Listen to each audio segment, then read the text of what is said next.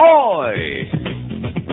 Sports Radio 560 WQAM Miami Fort Lauderdale presents the Neil Rogers Show. All right. To talk to Neil, call 567-0560 toll free for Dade and Broward or pound 560 on your cell phone. The opinions of Neil, his guests, callers, or anyone else on the show do not necessarily reflect those of WQAM, Beasley Reed Acquisitions, or the Beasley Broadcasting. No. Now, Neil Rogers on Sports Radio 560 QAM. I absolutely want to puke. Revealing a thing emphatically he denied. He was spending his mind. He ain't revealing a thing. He ain't revealing a thing.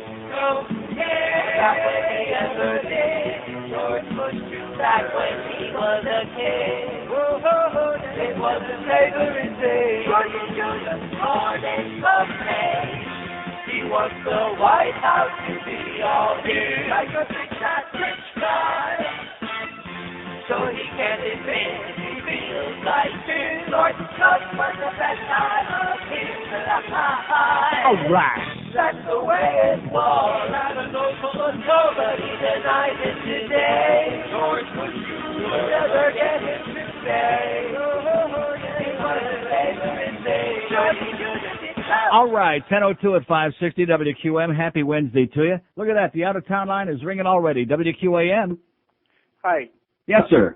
Neil? Yes. Hey, Neil, I got, this is John from the hockey games. I see you all the time with my son. Yeah. I got this thing from New York, Matza number 5. You want to record it? I'll play it for you. Oh, it won't sound good over the phone. No? All right, I'll email it to you. What's your email? You'll email it to us? Yeah. How are you going to email an audio? Oh, you can do that nowadays. Not to us, you can't. Oh, you can't? No. How about sending us a cassette of it? You got it on a cassette? You want to hear it first and No. see if you like it? No, I take your word for it. Okay. Hey, listen, I talked... Anybody that's a hockey fan, a real hockey fan, can't be all bad. Hey, come on. Listen, John Penis did come see us. So I appreciate you. Well, there you go. I hooked you up with the old penis man. I told you. Yep, he came up, and Club Wall Street's going to come through. We're going to advertise with you. Excellent. Or maybe just give the cassette to John Penis when you see him. Okay. Okay? Or I'll bring it to the next hockey game, maybe. There you go, next Wednesday.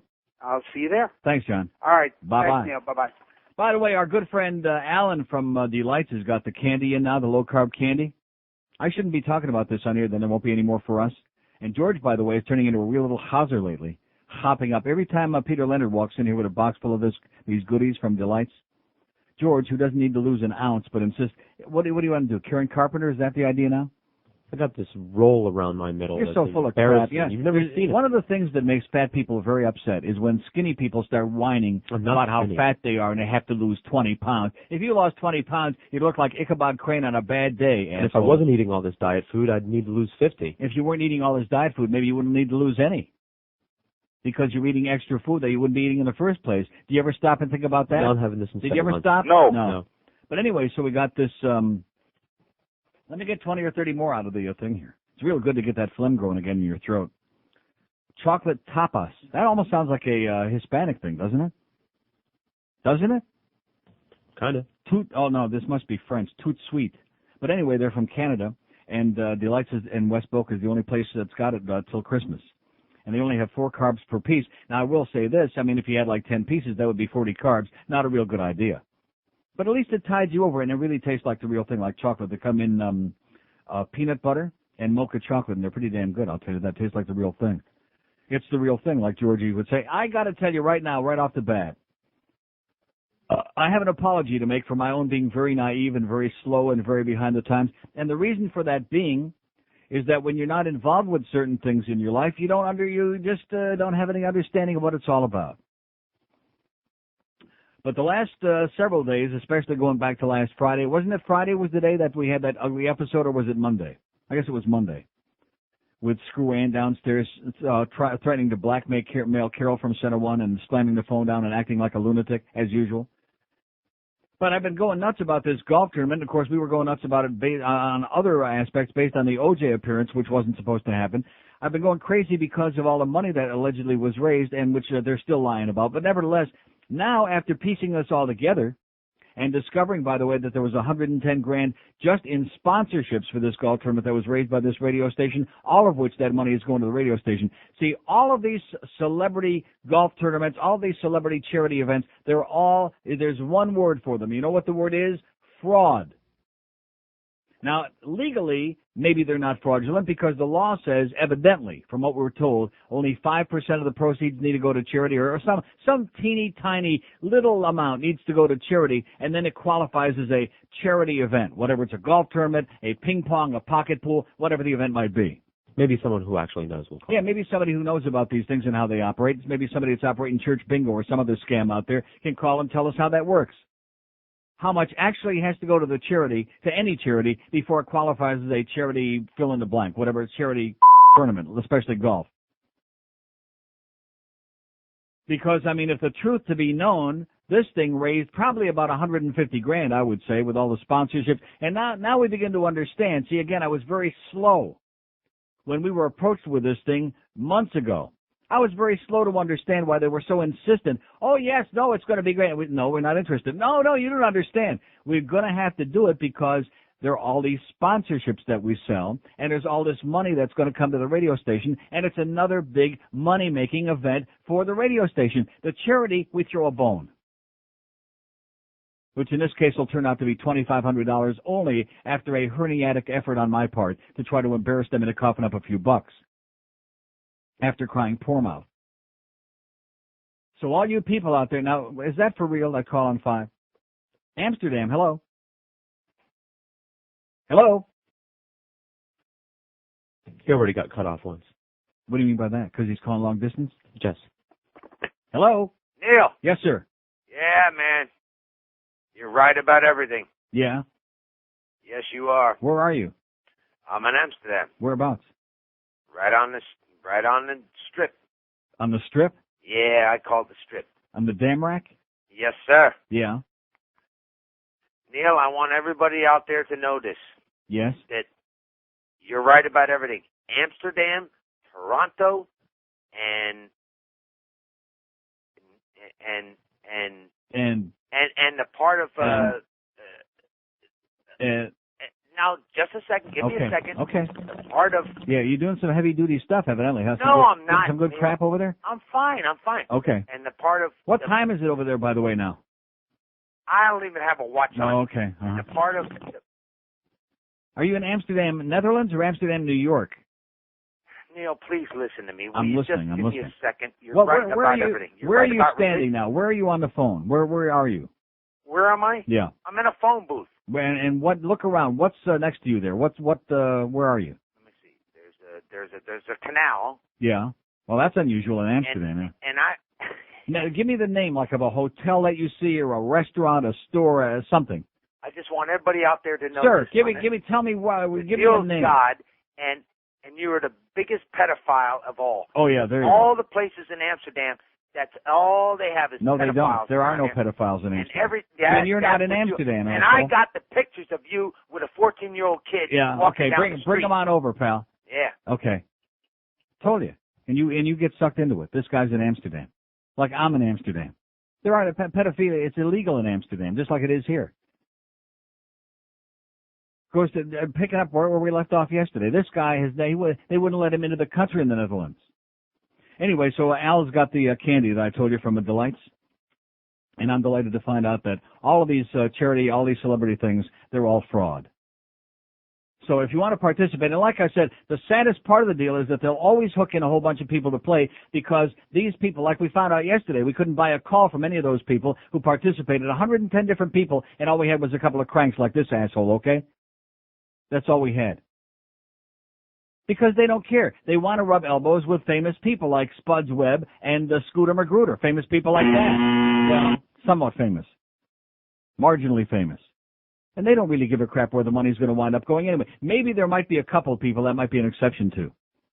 But I just want to alert you now because I was reading again in the paper this morning in the sports section. Here's another celebrity golf tournament. This is one of the biggest scams in history, and they sign up all of these sponsors, and they rake in thousands and thousands and thousands of dollars, and then the charity, whoever it's supposed to be for at the end of the day, they throw them a little bone.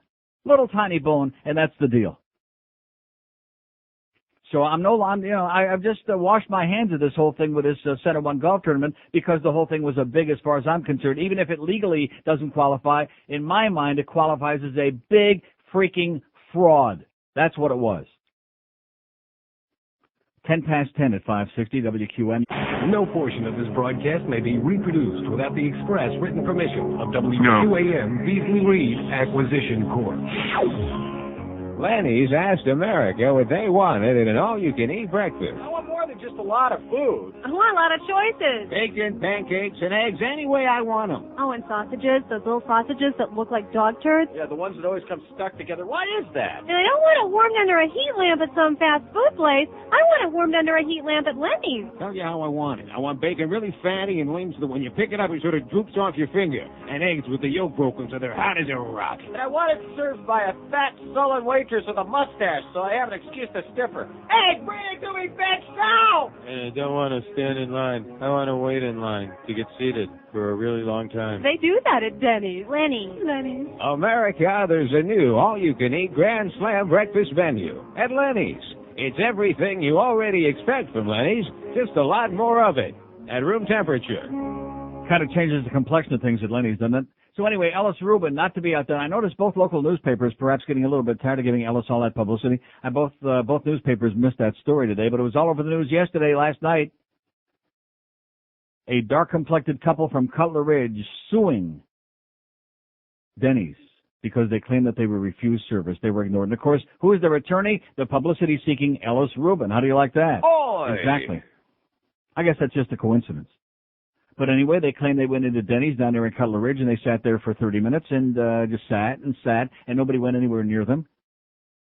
And finally, they called over the manager or some jackass, and they said, what's going on over here? We'd like some service. And he went in, and they saw through some glass window. He was in there talking to somebody else, and they were shaking their head and looking down at the floor, and that was it. They still left him sit there another 15 minutes, at which point they got up and walked out.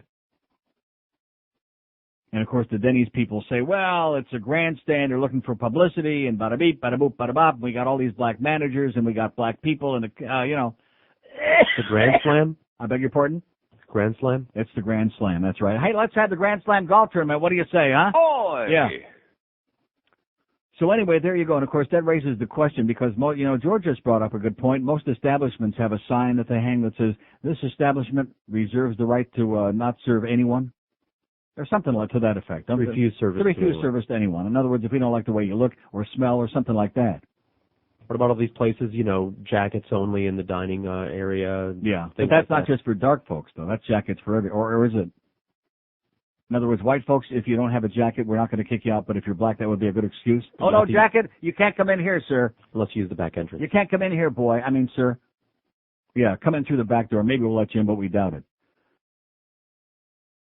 So Lenny's just continues. They just can't seem to get their act straightened out. You know what? They just keep having these problems with dark folks. In addition, see, if I go into a restaurant and they don't want to serve me, you know what? I'll go someplace else. Yeah, screw them. They don't want my money. I'll go over to Thai Tony's. Screw them. Get some good Thai food. Here's a lady mobile in Davie. Hello. Hello. Yes, ma'am. How are you, Neil? I'm doing good. Oh, I can't believe they put the Amsterdam guy before me. He wasn't in Even Amsterdam. I knew he wasn't in Amsterdam. He was just a jackass. And as soon as I backed him into a wall and made it obvious, we knew that he wasn't there. Right. Oh, you're a pedophile. I got pictures of you with 2-year-old boys. Yeah, right. He's a jerk. Anyway, I had to call and let you know that People magazine yes? is calling Alex Pinellas the sexiest man in politics. Yeah, I heard that on the morning show this morning. It's enough to make me want to voted for that? His mom? I don't understand that. Evidently. He's about as sexy as a fruit fly. Anyone and looks a little like a a fruit fly now that I mention that. Well, that's it. I'm out of it too. But they always pick grotesque people. You know that. Oh, my God. Don't they? He's disgusting. He's gruesome. He makes me want to barf. Anyone. Just anyone off the street I wouldn't touch him with your mouth. Oh, well, I wouldn't touch him with mine either. Okay, sweetheart. Bye, baby. Have a great day. Bye-bye, J.L. Plumber, by the way. I wonder if Boca Brian can do it. But the only word I can think of that rhymes with plumber is like dumber. Huh? I'm sorry about that, J.L. I realize you were in politics here for about 400 years, but yesterday the voters said no mas to J.L. Plummer. And they also said we want the strong mayor. It wasn't even worth talking about because about 80 people voted, so it wasn't even worth getting into a big song to dance about.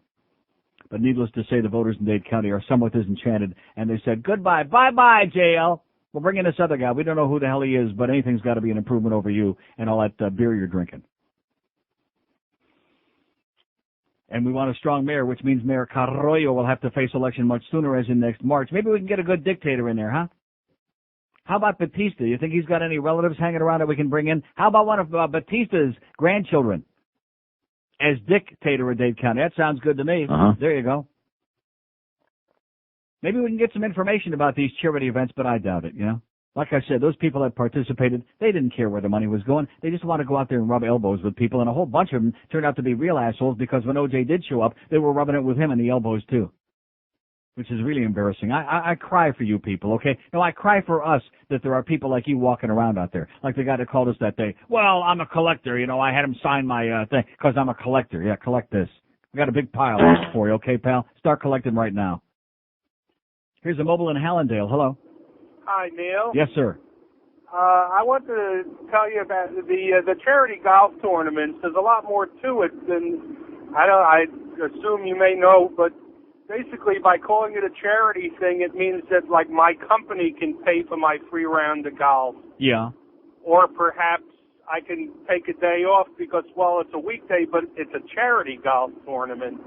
And there's so many extra angles to that stuff that make the whole thing fraudulent. Like a combination of your management and the people that play in the things. It's all like a game, and that's why these things go on literally every week. Yeah.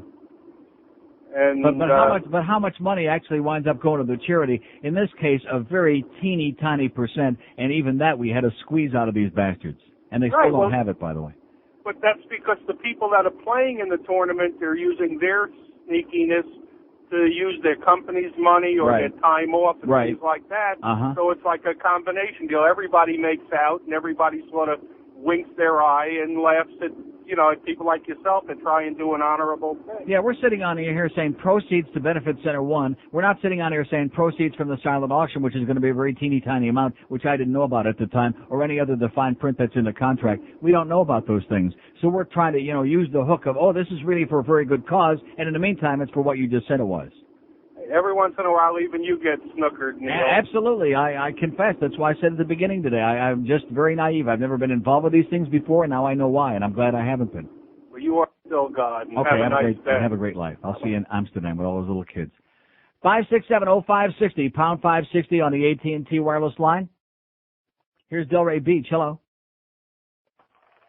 Hello, Neil. Yes, sir. Hey, thanks for making your call. Yeah, absolutely. Listen, you know, I've been listening to your show for I don't know how many years, 12, years. 13, at least 100 years. Yeah. And I finally figured it out the other day. Mm-hmm. You've got the answer for everything, and your problem is that you're a professional, you see, and everybody else around you is just, this is like a game for them. Well, what does that mean? I have an answer for everything?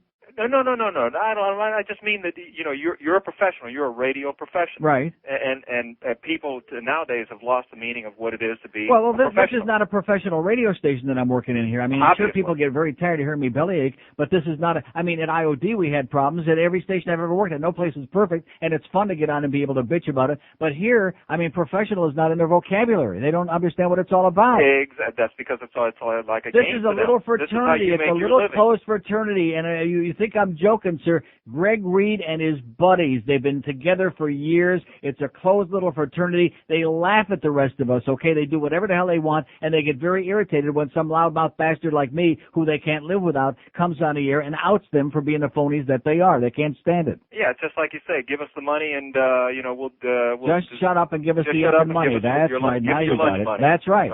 Hey, Neil, one other thing. Any chance in hell that I could get your Dolphin tickets for this weekend? No. Oh, please. See ya. Come. 567-0560, pound 560 on the AT&T wireless line. Florida line 877-785-NEIL. 877-785-6345. See, this guy who claims he's been listening for years, didn't he hear me say that I'm never giving anything away again? Did you hear that? Oh, you didn't hear that. He also, I guess, didn't hear the fact that I already gave those tickets away to Joe Costello. No. He missed that, too. You got to listen more closely, sir. You have to have a more discerning ear. So even though you tried that very ineffective suck job there in the beginning, we still ain't got anything for you, sir. This is not a goddamn charity thing here. We're not giving stuff away. It's a radio show. We're here to entertain people, and you were doing okay up until the end. Almost as entertaining as the guy from Amsterdam, New York. Here's Dania. Hello. Neil. Yes, sir. Hey, I got a question for you. What's your opinion on the All-Star format, the World versus North America? Sucks. I agree. The All-Star game blows. Get rid of it. Okay, that's all I have. Okay, sir. Mike Lang, God. Okay. Joe Bowen, God. Well, there's more than one God. We all know that, don't we? Of course. There's even several of us gods. There have always been a whole bunch of gods. There's the real gods and the make-believe gods. You know, yesterday I was telling George before the show this morning, and it's true, we had every misfit. I tried to count the number of real. We've already this morning. Even the guy from Amsterdam was a real. He was phony, but he was more real than most of the people we had yesterday. We had the one guy. Well, what are you afraid of God? Why? This guy must have called me 7,000 times already with the same line. Then we had the Walker again, who will never get on the air, who's an asshole, who's a scumbag, and we had the woman with the chicken soup who thought that she was real. Which Geldy, by the way, lady, Geldy got a big kick out of your call. He said he just splurted right out there in the car laughing when he heard that. She was so excited that her son went to the Yankee celebration there for the World Series and ordered chicken soup at the dinner. And I said, try some kishki. And she said, you mean stuffed derma? And I said, aha. And she said, you ruined my whole day. And who else? I mean, there's so many. And then the phony born-again Christian that wanted to pray for us, the make-believe ersatz. It was the ersatz show yesterday. It was ersatz Tuesday. Here's Cutler Ridge. Hello. Hey, Neil. How are you? Okay. I just have a comment about the Denny's thing. Yes. Have you been to Denny's in Cutler Ridge? I don't go anymore. Oh. I don't go to any Denny's, period. I think their food sucks, and I don't like their service. Excellent point, but they do have good Mother Hubbard pies there. But I'm just curious. Mother Humper. The next time if I decide to go into one and I sit there for what I think is an unlengthy amount of time, right. should I get Ellis Ruby? Do you think I'd have a case? Put on some blackface. Okay, that's what I was just trying to wonder. Okay. Okay, thanks. There you go. I think I got you some cash there, pal. Just sit there. Just kind of sneak in conspicuously and put the blackface on while you're sitting there, like Al Jolson. And start singing, Old Man River. Come on, you can do it. Like the guy in Macaroni Grill. You think they're still doing that at the Macaroni Grill? They got those Sparchers standing up on the table singing, Old Man. I don't want to see it. No, I don't want to see it. I love their food there, but I don't want to see no Sparchers standing up on the table in the middle of my meal singing some unintelligible, I don't know what it was. Now, is that prejudice, too, because they don't want a Schwarzer singing in the middle of my dinner? I don't mind if he's eating over there at the other table, but don't be singing in the middle of my dinner. Maybe these people down at Denny's in Cutler Ridge, maybe they were singing Old Man River or something like that. Or maybe they were doing like hip-hop. I saw them. They didn't look like they were too hip-hop. Did you see that guy? Oh, man. I'm not too sure I would have served him myself. 26 after, the wife seemed okay, but he seemed a little, I don't know. 26 past 10 at 560 WQAM. Only one South Florida radio station has the and you're listening to it at Goldberg, weekday afternoons at 2, Sports Radio 560 QAM. Alonzo, you're so big. Tonight on E's Mysteries and Scandals. Yo, I'm AJ Benzer. You ever wonder what happened to Popeye? I'll tell you what happened to Popeye. He's dead, and he died of brain cancer. That comes from burling spinach and aluminum pots. Not to mention olive oil was diagnosed with genital warts. There is your answer. I died of brain cancer. Popeye, I'm dead. Bang! Ain't that a fucking bitch? 10:31 at 560 WQAM. So here's a little story. This really should have been a much bigger story. Buried in the Herald this morning. In the sports section. And I did see like about 30 seconds of the game last night, the Heat game, because John wanted to see what the new uniforms looked like. And I looked at him and I went kind of like, and then turned back over to the hockey game, the Penguins in L.A. Fans show little enthusiasm in opener. And I read this article this morning and I thought to myself, you know something? It's not just me. I get so many people that accuse me of being a sourpuss, of picking on the people here, of being full of crap, of making things up.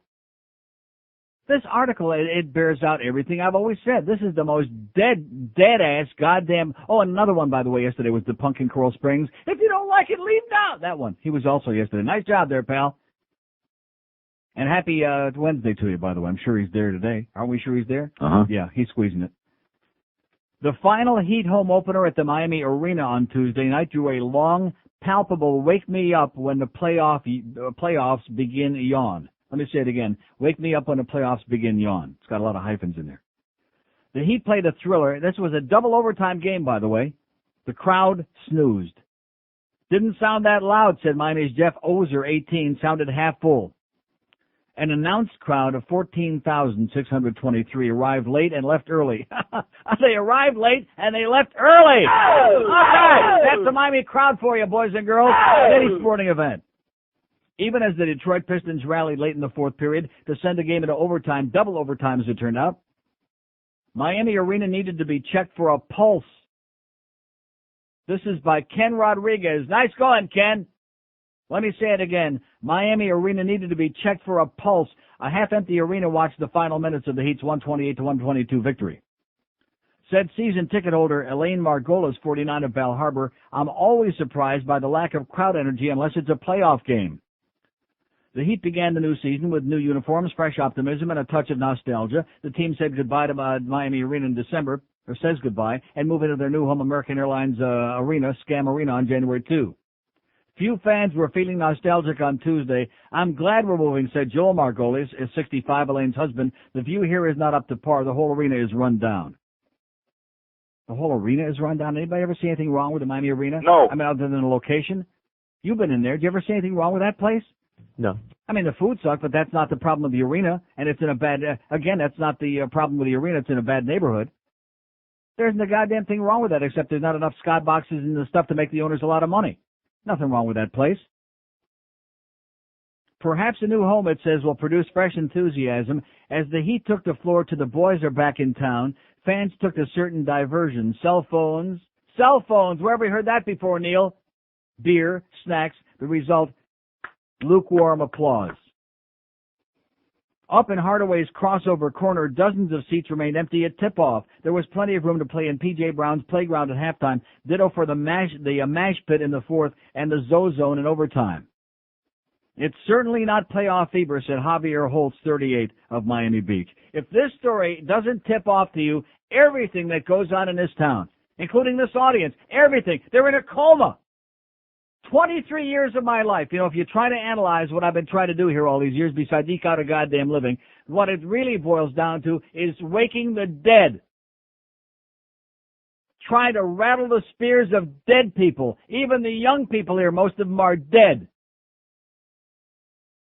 Just like this thing about charity golf tournaments and all these charity events and all the scams that go on. Just mentioning that we should have had every line on this board smoking off the hook from people who've been involved in these things, from people who were supposed to benefit from these things. This is a major scandal. Not just our thing here, but all over America. It's a scam. It's a fraud. Charity my frickin' ass. It's just another excuse for a bunch of grave robbers to make a lot of money off something. That's all it is. And we don't even have to put it on the air. I mean, what a great deal that is for this place. They go out and get a bunch of signs and banners. They send a nephew out there and, a little bit of a busy work. And all of a sudden, here's like an extra $1 zillion. And we give these people a few free plugs on the air. That's why they were so psychotic about us reading those promos, because that's what they promised all these sponsors that spent thousands and thousands, and over $110,000 is what I hear, to sponsor this golf tournament.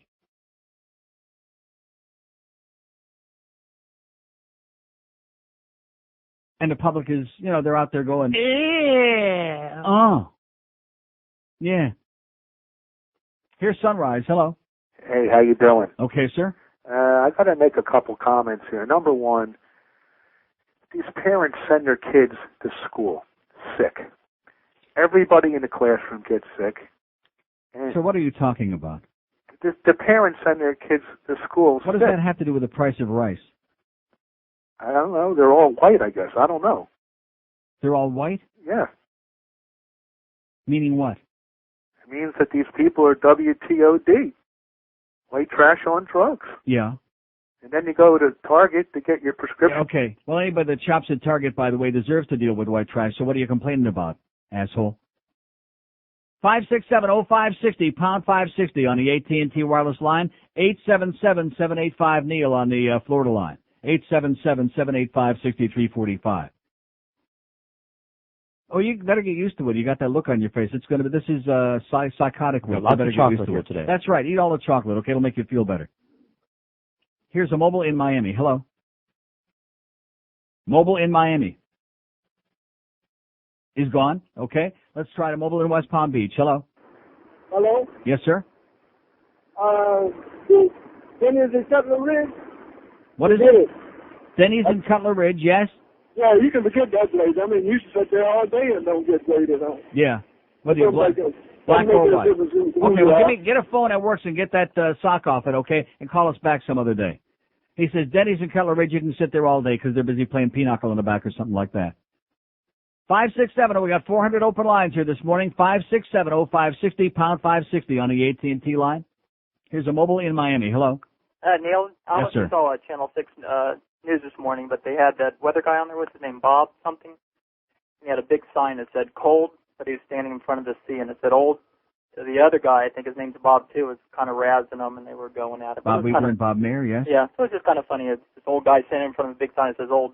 Yeah. But anyways, the reason for my call is I didn't know if you knew this, but OJ had his kids down a few months ago, and he took them to Gulliver Academy, and they took their entrance exam, and they passed it, so he can move down at any time and put his kids into school.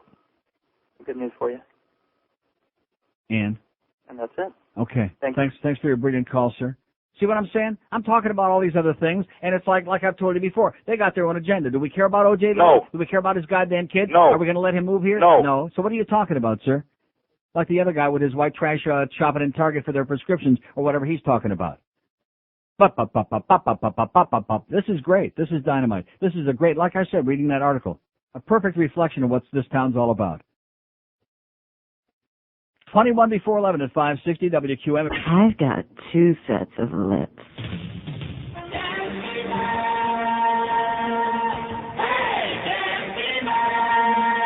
All right now, everybody gather around.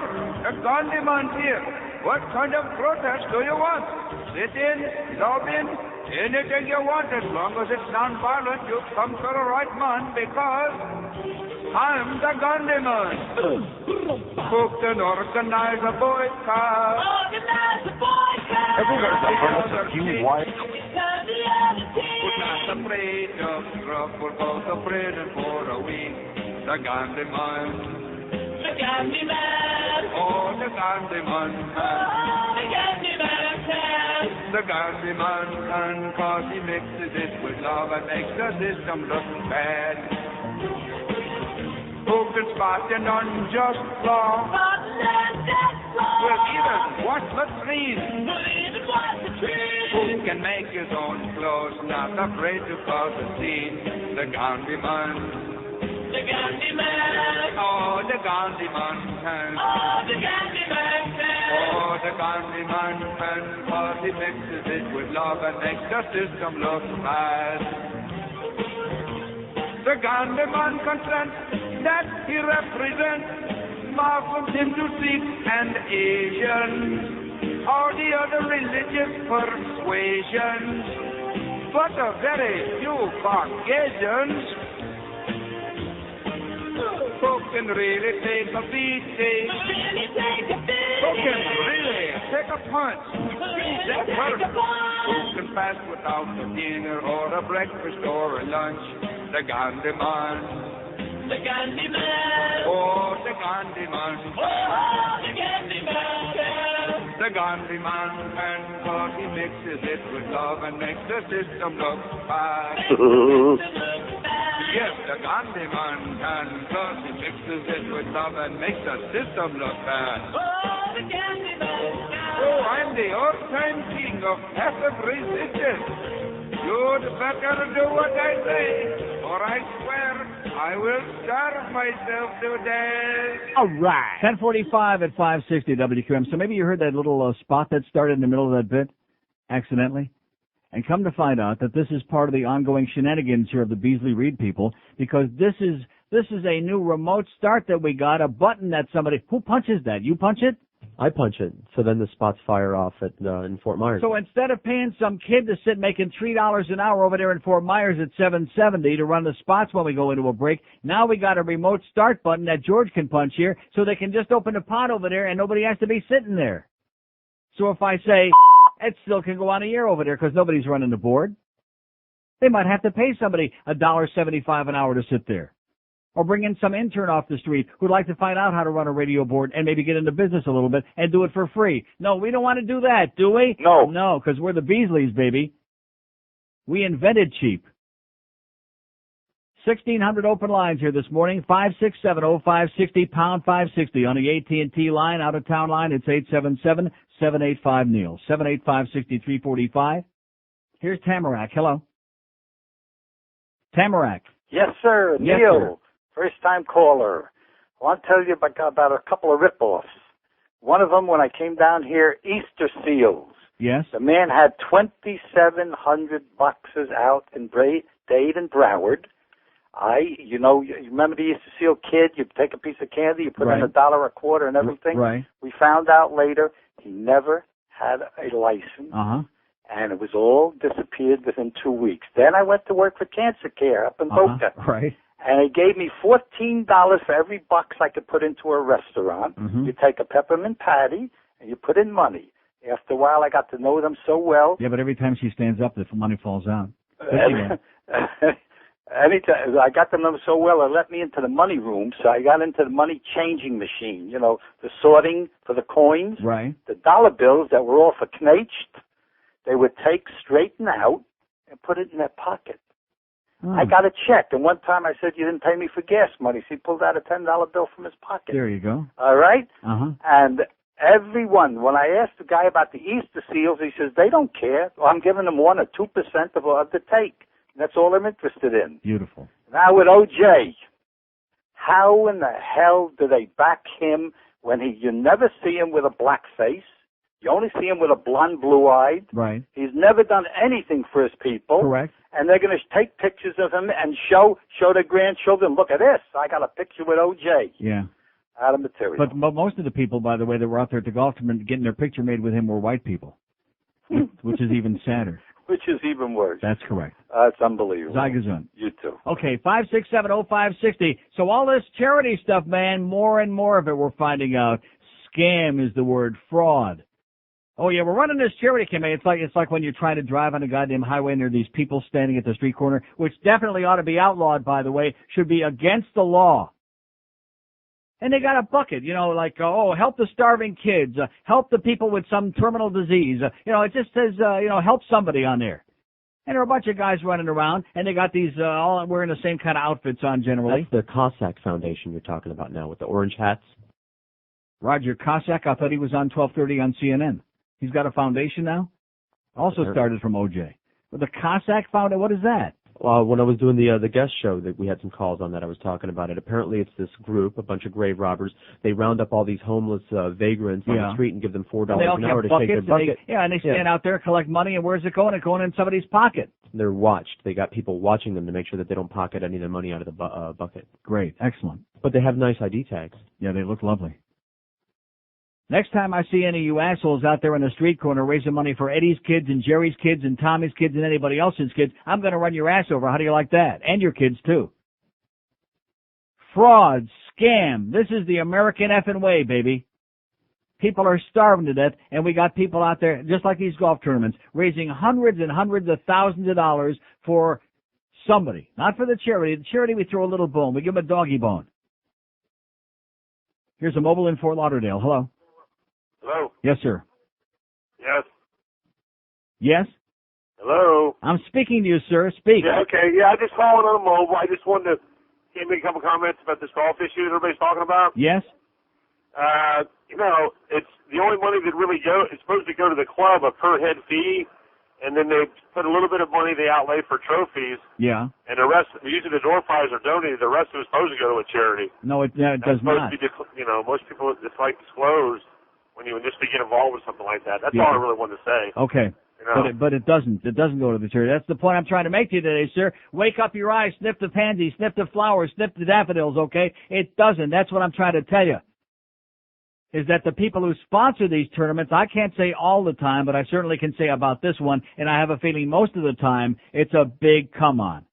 And the law states, and this is a really sad law, too, what a stupid law that is, it ought to be 90% of the proceeds have to go to charity, or 90% of the net proceeds have to go to charity in order to qualify as a charity tournament, not a couple of bucks throwing them a little bone. Look at this response here today, man. Are these people care about it? No. That's why it goes on. They don't care. Like I said, the people who went out there, they don't give a crap as long as they got to rub elbows with some infamous people that nobody ever heard of. That's all they give a crap about, as long as they got to screw off, and like the guy said, with the boss's money for that day. Unbelievable. 567-0560, pound 560 on the AT&T line. 877-785-6345 on the Florida line. Here's Dania. Hello. Neil. Yes, sir.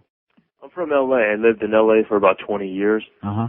And we used to go to the Great Western Forum to go see the Lakers a lot. Yeah. I think the problem out here is not only is South Florida too mixed with a bunch of different type of assholes that don't care, but to go to these games is very inadequate. What does that mean? Well, I'm saying the way South Florida is mapped out, it's a pain in the ass to try to get to any place.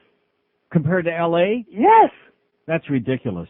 Neil. L.A. is spread out 50,000 times more than this area will ever be. Well, that's true. But you can jump on the freeway anywhere in L.A.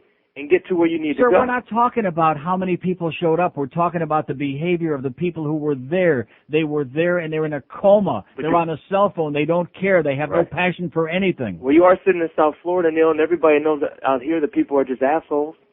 Yeah. Their behavior, the way they drive, is the way they conduct themselves, no matter where you go. You're sitting in South Florida, Neil, and you know what? Me being from L.A. and being out here for 5 years, it's a lost cause. These people are floating around here like ghosts, and they don't care. They never will care. And I'm angry about it, but you know my job has me here. I make a lot of money, and I can't go. Join the club. I know there's a lot Join of the people. club, pal. Well, there's a lot of people that say, "Why don't you go back to L.A. then?" Well, no, my job is here, and I can't. But you guys are assholes, and you still need to wake up. You need to learn how They're to not drive. going to wake up. They're not going to learn how to drive. You just place- go with the flow, pal. It's not going to change. Yeah, you're absolutely right. This place has a beautiful painted picture, but it's not what it says it is. It's a death knell. It's not. Okay, pal. Thanks, Neil. God bless you. Okay, one call left on the board, then we'll get to the music, okay? 567-0560, pound 560 on the AT&T wireless line. Here's a mobile in Miami. Hello. Hello? Yes, sir. Hey, Neil, how you doing? Okay. Neil, we're the same age. We don't have a similar background, but I've been listening to you for some time, and I think what you're talking about here, as far as I talk on point what you're talking about, as far as the charities are concerned, why don't you get involved in something like that and run a tournament, run whatever, and make sure the money goes to the right place? I'm already involved in doing the Center One campaign. I don't want anything to do with the golf tournament because I know nothing about them. What do you mean, why don't I get involved? Motivate some people to do it the right way. I've raised millions of dollars. 567-0560, pound 560 on the AT&T wireless line. Yeah, why don't I get involved with that crappy game, which he didn't say crap with the SH is what he said. And I agree with you on that, sir. You're absolutely right. It is a shoddy game. 877-785-6345 on the out-of-town line. You notice not one person has got anything to say about this thing with the arena last night and explain. And I'm sure we have plenty of people that were there last night, but can't explain for the life of them why we have these dead-ass people. Plastic. That's the word. Plastic. They have no enthusiasm, no feeling. It's like I talk about at the Panther games. The whole league is having attendance problems. You should have seen all the empty seats in Pittsburgh last night. Mario was probably in tears up there. Not only that, but seeing his team lose the game. Thousands of empty seats at all the joints. But, you know, at least you go to some of the places and the people that show up, they're into it, whatever they went there to see. And I keep asking that question, why do you go? Why do you go? If you just want to stand up and keep running around on back and forth and up and back and talk on your cell phone, why do you spend the money to go to these places? And nobody will tell me the answer. Nobody. Here's a mobile in Miami. Hello. Hey, Neil. Yes, sir. Good afternoon. First of all, two things. With regards to the attendance at the arena, you're the first one to say, what the hell does sports matter anyway? I mean, well, what good does it return to your life? You sit there, you watch a game. Okay, so you may We're get talking about the people who went, sir. Why did they go? If they're not enthusiastic about being there, why did they spend the money? It's not... Okay, there's another guy that's got on his mind, okay? That seems to be the main theory in town this week, is that life is full of SH, okay? Wow. Man, oh man, this is some week, I'll tell you.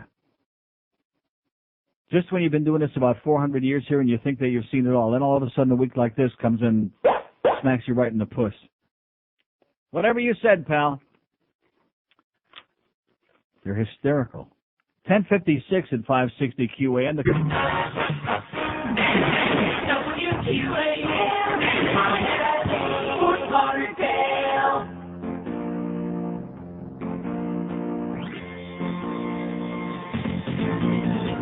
Hey, baby, come play with my schlong. It may be hanging down, but you can make it big and long.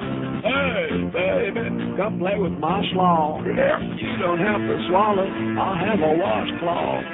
Aiming to please when you're going down on me. Oh, yeah. Wearing designer bands upon your legs. You get my hormones oozing. Whoa, here I come, erupting in a squeeze. Squirt, squirt. Yeah.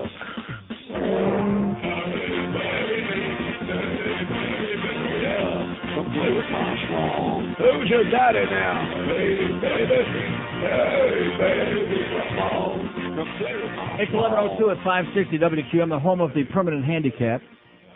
We got Hank Goldberg at Shula's today. We got Boog Shambi, 6 to 8:30. The Panthers at Edmonton to play the Oilers tonight. By the way, I got the hockey news, which I don't want to get hockey intensive because that'll be the end of the show. But they got the player salaries of everybody in the league. And I'll get into that a little bit later on. When you find out a couple of the people on the Panthers that are making very serious money and much more than they should be, you might get a little bit pissed off, but nevertheless. So wait till you hear the rest of the story, as Paul Harvey would say, about Fort Myers and 770 over there, WWCN, now being called QAM West or whatever the hell they call it, QAM Junior. Not only does George have this button in there because they don't want to pay a board op $5 an hour or $3 an hour, they haven't been paying anybody. The program director of that station, are you ready for this? They're so cheap over there, the Beasleys, that the program director has had to sit there from 10 to 2, punching up the spots, sitting there on the board, unable to do any other work, which is whatever the hell he does over there. Oh, my God. And the best part of it is George is pressing the button, but it don't work. Fires off the spots in Arkansas. No, seriously. I'm serious. I can't imagine. I've known some cheap people in my life. I mean, we both know Rimmer, you know. No, seriously, and he's not even in a league with these people. I mean, he's Mr. Santa Claus compared to we've all known people who are cheap. But the Beasleys, you are the cheapest, the most unconscionable bastards. All the millions and millions of dollars that some of us are pumping through just this station for you. God only knows how much you're making from Power 96 and KISS and all your other goddamn horseball stations and your phony baloney religious stations and all the other crap. And they don't want to spend $3 or $4 an hour to put a goddamn kid on there just to sit there and fire the spots off. And they have the program director sitting there. How do you think Bluff, even a pussy like him, how do you think he would react if Greg come in and said, hey, Duff, you got to go in there and press the spots every time Neil goes into a break? What do you think he'd say? Oh, well, he might cry about it, though. Yeah, but he would do it. You're right. Pussy. He's a good guy, but he's a real pussy, you know. He realizes he's up against it, and so do we. Sydney, Australia. Can this be for real? Hello. This is a real call, and it sounds like things haven't changed since I left. No, sir. They're still they're even worse. They're unbelievably worse. I've been gone since October 16th, and I'm here in Sydney, Australia, a living and breathing city with living and breathing human beings and coastline and everything. And I said, I'm getting on the plane at 5:30 tonight, and I haven't called Neil to put a pin in the map to say phone call from Sydney. Well, I'll put a pin in my rectum. How's that? It sounds like things haven't changed. I'm not going to ask what's going on. It's beyond belief. You wouldn't even begin to believe it. Listen, I called you about. How long does it take to get there? We talked about this from Los Angeles to Sydney. The flight was 14 hours and 20 minutes. Oh. And the flight back tonight, yeah, I know. The flight back this afternoon, I'm leaving at 5:30 Sydney time, and I'm arriving in Los Angeles noon the same day. It's a 13-and-a-half-hour flight. But, Neil, I got to tell you something. I know you said that, you said the same thing when I spoke to you about a month ago or whatever. Australia's been pretty nice. I got to say that the people are nice. They're friendly the whole bit. I mean, the scenery and the people are just tremendous here. But you're right, it's a long flight. But for once, I wanted to see Australia. Yeah. You know, so it's as simple as that. And I've been trying to keep up with what's going on back home. I don't want to talk about it now. I hear Walter Payton died and a few other things. I mean, the news here, you get it like 3 or 4 days later because of the time difference and all that. Don't worry about that. Nobody on this station. This is only supposed to be a sports station. Nobody's talking about Walter Payton dying here on this station anyway. I mean, no, they're not. They're not. They're talking about how Jacksonville's a nice team, but they don't cover the spread every week. But other than that, nobody on the station's got much of anything to say about Walter Payton dying. Well, that's a shame. Well, listen, I'm going to be back home probably in a week. May I please make a douchebag call to 2 people, Trans-Pacific? Oh. I know you don't do it anymore. Go ahead. Please. Fast Thank and you furious. very much. Artie and Buster, you were 2 Trans-Pacific douchebags. Neil, I love and Have miss a you. safe trip. Okay. Bye-bye. See ya. Down under. 5670560. By the way, this Friday, of course, I'm drowning in a sea of birthday cards here. Remember the old days? You don't remember the old days. Maybe you do. When the mail would start pouring in, I'd be getting all these birthday cards from people in the audience. They don't care about anybody. I don't think they even care about themselves anymore here. They're so callous and cold and hostile. November 5th, 2 days from now, I'll be 57 years old. 57 years old, of which 23 years I've spent in this festering, rotting place. Fighting the good fight, screaming and yelling the good yell.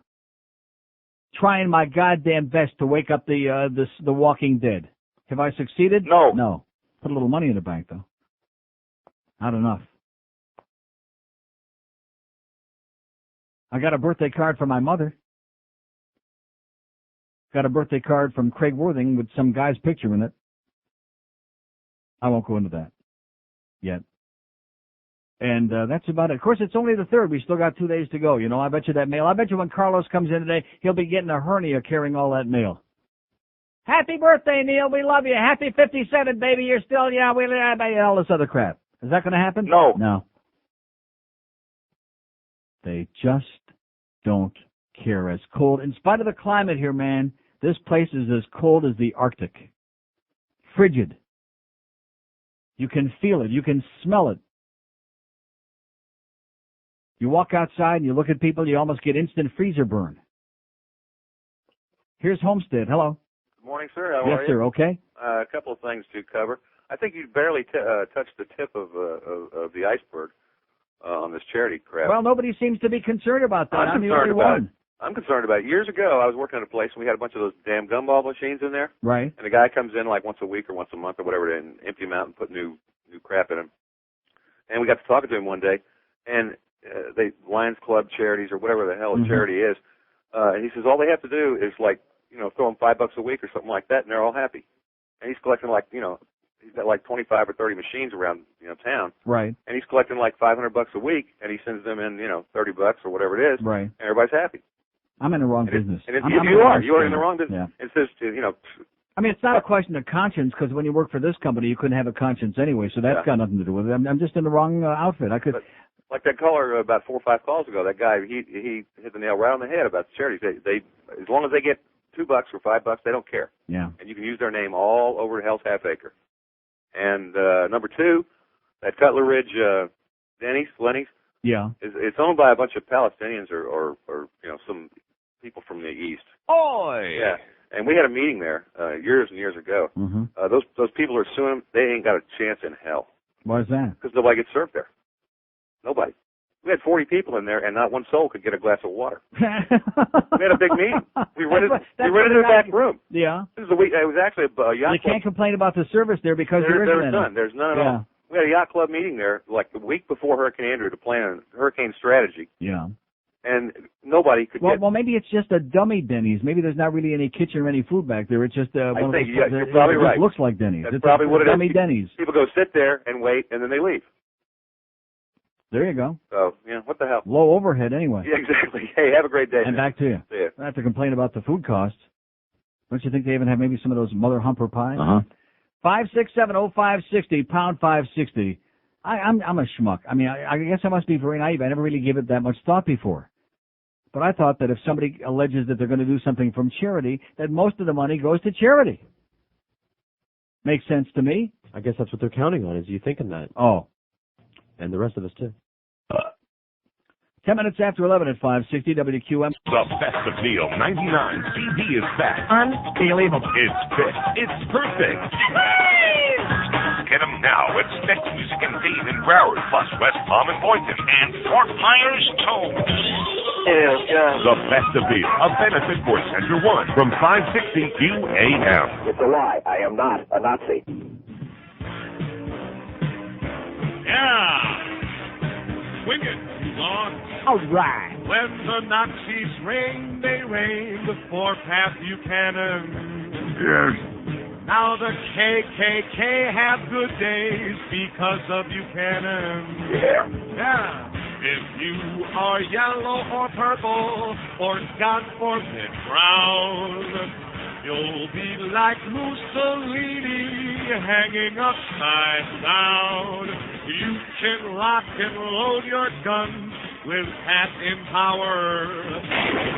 But if you want to kill those lights, step into the showers. And as you're breathing the gas and your rights are slipping away, aren't you glad that you voted for Pat today?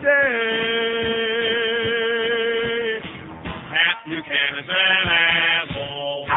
11:15 at 560 WQAM. I love the one line in this story by Ken Rodriguez in the Herald Sports section this morning. I'll read it again. Miami Arena needed to be checked for a pulse. Yeah. This town usually needs to be checked for a pulse. I come in here every day the last 500 years checking, is there a pulse out there? Do we hear a heartbeat?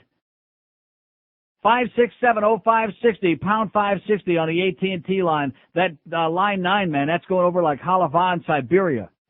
877-785-NEIL, 877-785-6345 on our toll-free line for the rest of Florida. Woo, including Fort Myers, by the way, where they're too cheap to get a board op in there to watch the show and play the spots. That must be sounding pretty good, by the way, when you're hitting that button and it's like whatever's going on over there. We don't care. Oh, I'm sorry. Yeah, it sounds really bad. Here's Miami. Hello. Whoops, wrong number. Yeah, okay, thanks. 28 minutes and 35 seconds later. Here's the mobile in Miramar. Hello. Hi, Neil. Yes, sir. I just wanted to make two comments. One on the golf tournament. Maybe the QAM donated the money, gave the money to OJ to help find those Colombians that killed Nicole. Next. And second thing is about the fans. I take my son to the arena there, and it seems like the people that walk around want to be are there just in case something great happens, so they can be a part of it, but don't necessarily care about the substance. You know, they seem like... In case something great happens? Well, in that case, the game went into double overtime, and most of the people were long gone by that time. Well, it's like the same people that were at the World Series for the Marlins games. Those weren't the same people that had followed the team all year long. Right. It's just bandwagon jumpers. Exactly. You have a lot of but let me ask you, why, I mean, even forgetting if it's corporate seats and somebody else gave you the tickets, why do you make the effort? Why do you spend the gas money? Why do you go there if you really have no interest, if you're wandering around in the hall, if you're talking on your cell phone, if you're sitting there nodding off? What's the point of going? Nobody can explain that to me. I don't get it. I think those people that walk around just want to be seen by someone. It's like I think that's a good point. Like these people that sit in front of me at the Mac Arena, the hockey games, they're not there to watch the game. Most of their thing, some of these people, is to schmooze with these other people. Hey, hi, and they're waving at people across the way. It's like a social club, but nobody has any interaction. They just hope somebody spots going to the them, swing club. And, somebody spots them and says, hey, I saw you at the game. Yeah. That's it. Wow. They don't care what's going on in the game. What a life.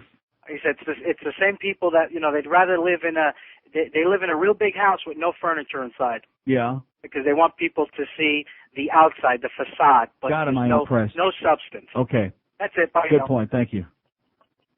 We were there. Yeah. And well, we don't know what happened, but we were there.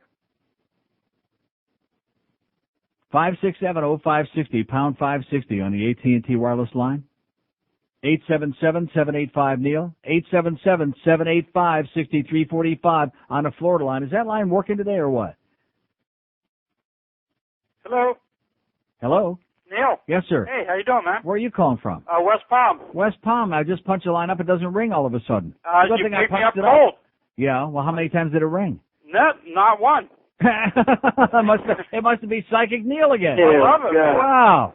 I mean, it didn't even ring. You just picked it up. That's unbelievable. I just amaze myself sometimes, Well, when you punch it up, you hear a something. and that's what happened. Yeah. You just picked it up. I'll be goddamned. Cool, man. Yeah.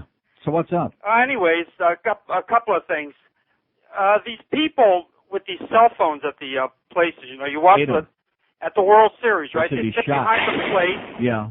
And they sit and talk on the phone. It's like, who cares, Everybody in the world has a cell phone. I can see if it's somebody who's like on call, if it's a doctor, right. if it's a paramedic, you see these people that are wearing the little beepers that are there, that I understand. If and they they're rush on call, out of there. That's right. Yeah. But some other schmuck out there, talking to his buddy 2 sections down, that's the epitome of plasticity. I have never seen so many plastic people trying to impress us all. There are like 5-year-old kids that have got cell phones to do their drug deals. We're supposed to be impressed because some asshole's got a cell phone.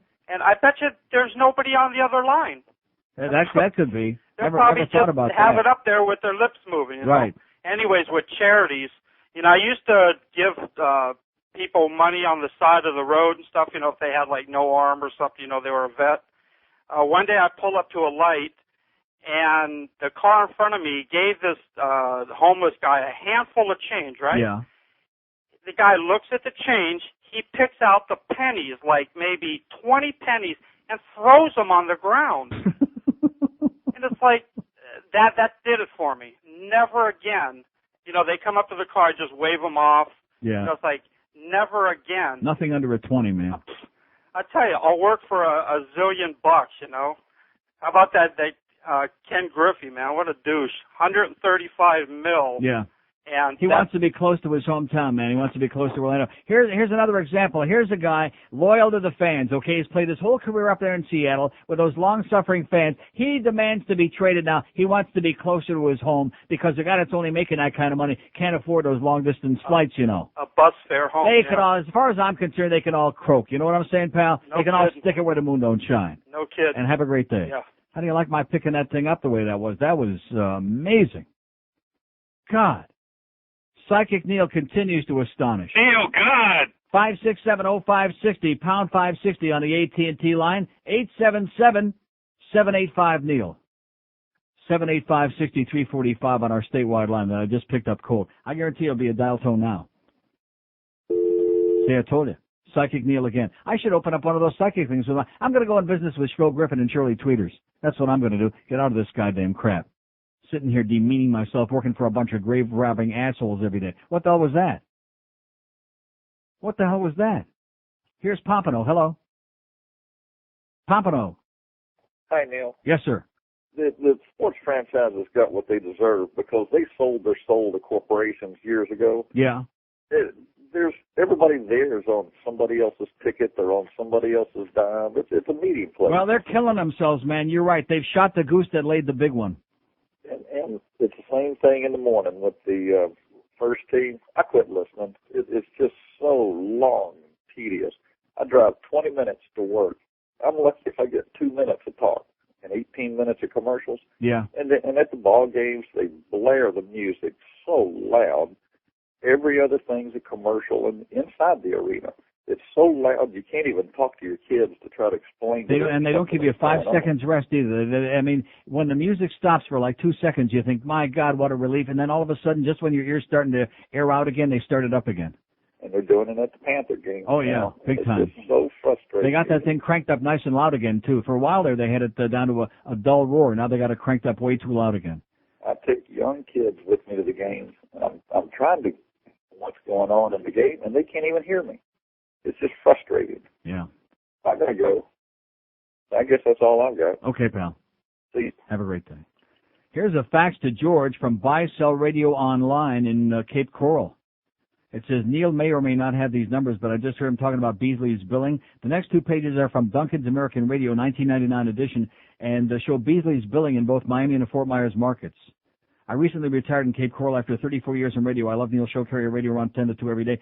770 joins your show in progress more times than not every week. Well, why are you nodding your head yes? What is the reason for that? I've heard all kinds of horror stories. I just wrote it off. Well, why do they do that? Because the previous show, runs... they don't have a clock? Apparently Maybe they can't afford a clock over there either. Maybe they have an hour It says clock. the morning guy stinks and surely must affect your numbers on this side of the state, signed Gene Kaufman. Anyway, so here's the numbers Miami, Fort Lauderdale. Revenue for, oh my God. Wait till you hear, I can't read these because everybody in the building, turn off your radio right now and you, go take a dump or something. I do have to pee. Well, you're not going to be very happy when you hear these numbers, okay? The highest billing stations. Number one is Radio Amor, according to this. 17.5 million. Power, right down the hallway here, which has an overhead of about only $50. $50, yeah. 12.8 million. EDR 12.4 million. QAM 12.3 million. To make a long story short, here's the combined revenue. Here is the combined revenue. And what the Fort Myers and Naples? How the hell could they be billing this much over there? I don't understand this. Oh, I see. That's for the whole market. I'll have to get to the breakdown momentarily. I'm sure that the 770 ain't billing much of anything. No, I don't think it even makes the list. But anyway, Clear Channel, which owns a whole bunch of stations, as you know, Big and Y100 and Winds and IOD and Lose and Love and what is that? Smegma 103.5 and Zeta. All of those stations, their combined revenue, $52.5 million for Clear Channel in this market. Number two, owning only 3 stations, KISS, Power, and this piece of dirt here, QAM, Beasley, combined revenues of $36.5 million. Oi! These are the same people who won't hire a board op to sit over there on the board in Fort Myers, in Naples, wherever the hell they are, and sit there on the board to punch up the spots. These are the same people that we have to beg and practically get into a lawsuit. We have to threaten to take to court to get that 800 line, which we still don't have working right for all over America, which it's supposed to be working, to get any little piece of equipment in here. We have to threaten, we have to jump up and down, and the big cheese stands there and says, oh, we're not cheap, whatever it takes. These are the same people that can't get the construction done here on the 3rd floor, that it's a 3-month project that's taken 3 years. $36,500,000, and they're running golf tournaments and throwing a bone to the charity so they can pocket thousands and thousands and thousands and thousands and thousands of dollars of unsuspecting sponsors' money. And every time we ask for anything that might cost, how about that voice shredder? How's that doing? No. Huh? How about how about a computer in there so we don't have to reboot the phone system every morning and have to go through this? No, okay. 36, and that's only in this market, boys and girls.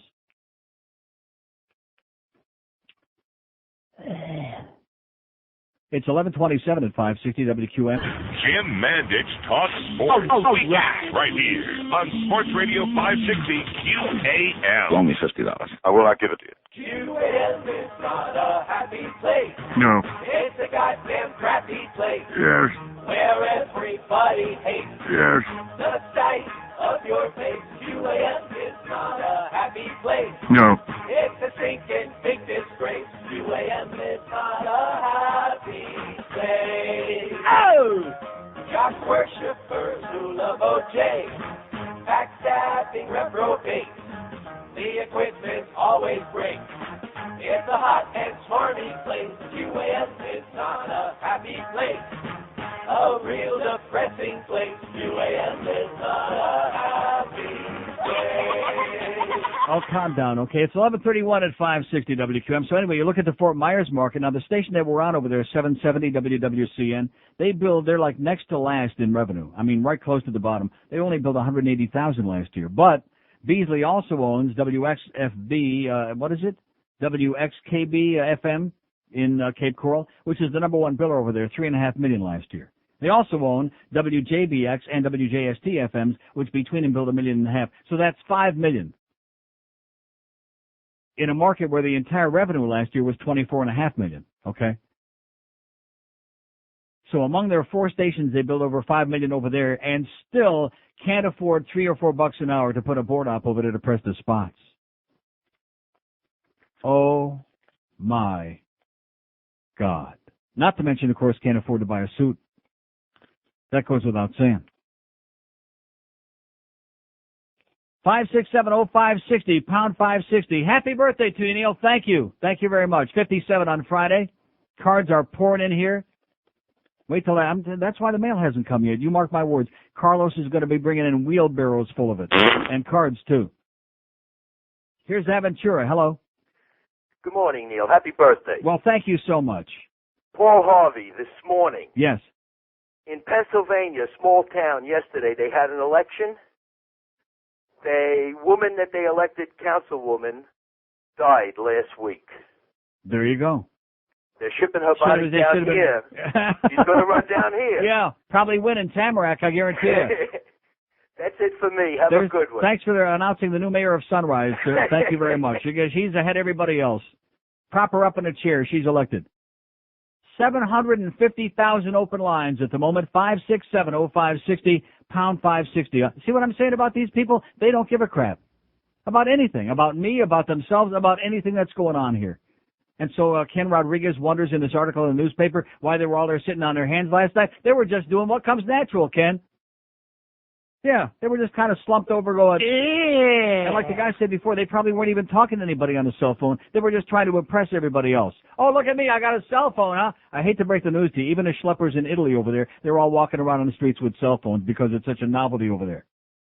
Is it a novelty here? No. No. It's a novelty like white bucks.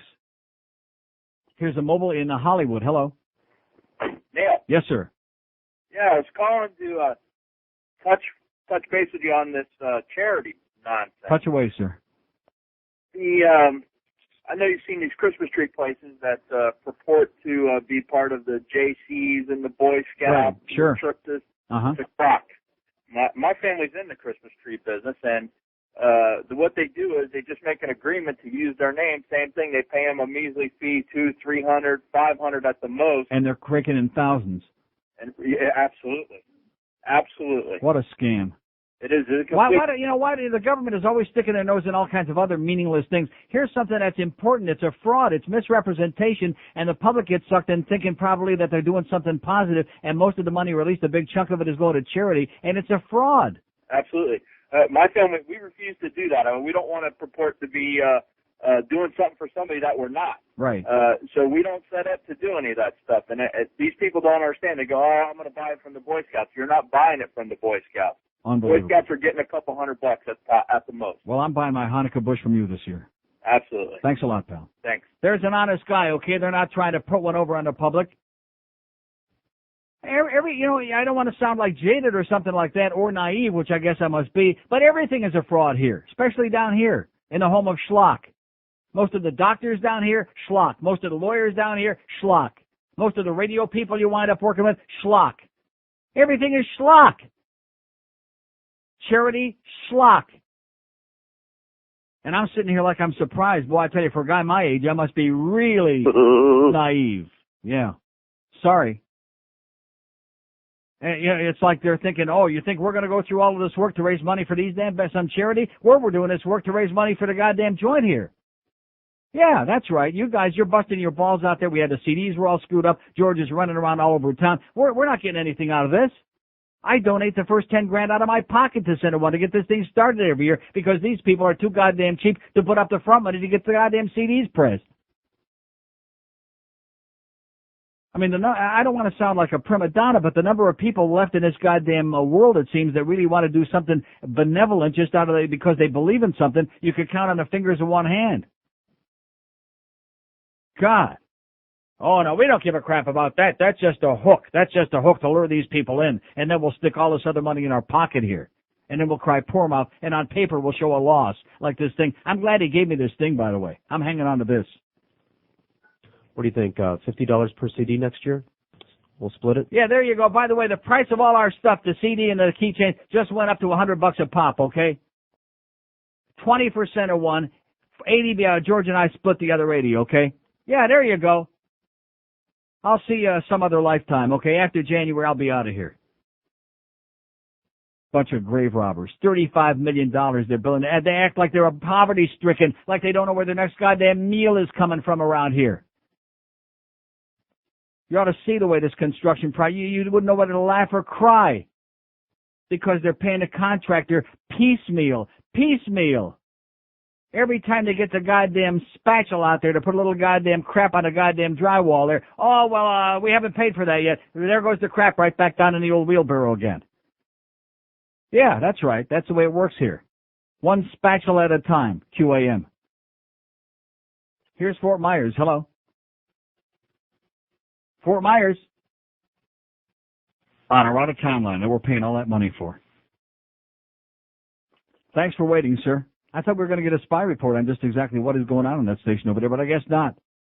567-0560, pound 560 on the AT&T line, 877-785-6345 on that line 9, which I thought we actually had a live one on there for a moment. Excuse me for getting carried away. Here's Cooper City. Hello. Neil, how the hell are you? Okay. I agree with you. Even those little canisters when you go to stores, for whatever benevolent association or children, that's a bunch of crap. Stay the hell away from those. You saw all the stories how it was a big scam and stuff like that. You know another scam is your insurance. Homeowners. Yeah. I had a problem with that last Irene. Right. I mean, they nitpick. I mean, I wasn't even here when that hit.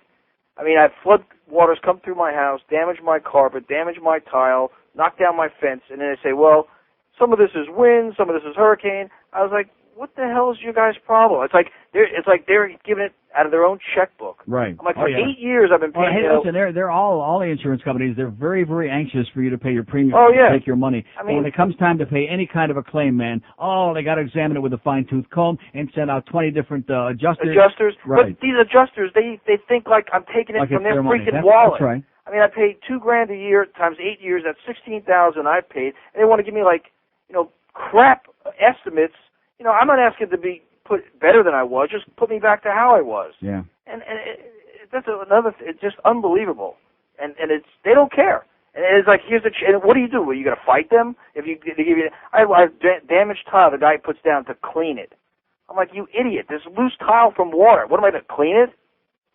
Tell him to clean this. I told him to. Yeah. I whip it right out and tell him to clean this. Hey, how's that CNF stock doing? What is it? Did you used to have CNF? Oh, that's in the crapper. Yeah, forget I about told that. you a few weeks ago. Cree. Absolutely right. Cree. CREE. Okay. Check it out. See ya. Don't get me started on the stock market, because that's another deal we got down here, speaking of schlock. I don't want to get started about that, okay? Oh, boy. What a place. 567-0560, pound 560 on the AT&T line, 20 till noon. We got Hank at Shula's today. We got the Bookster at 6. Panthers at Edmonton, 8:30 tonight. Any interest in that? No. Yo, man, what's up with your guy from Espresso?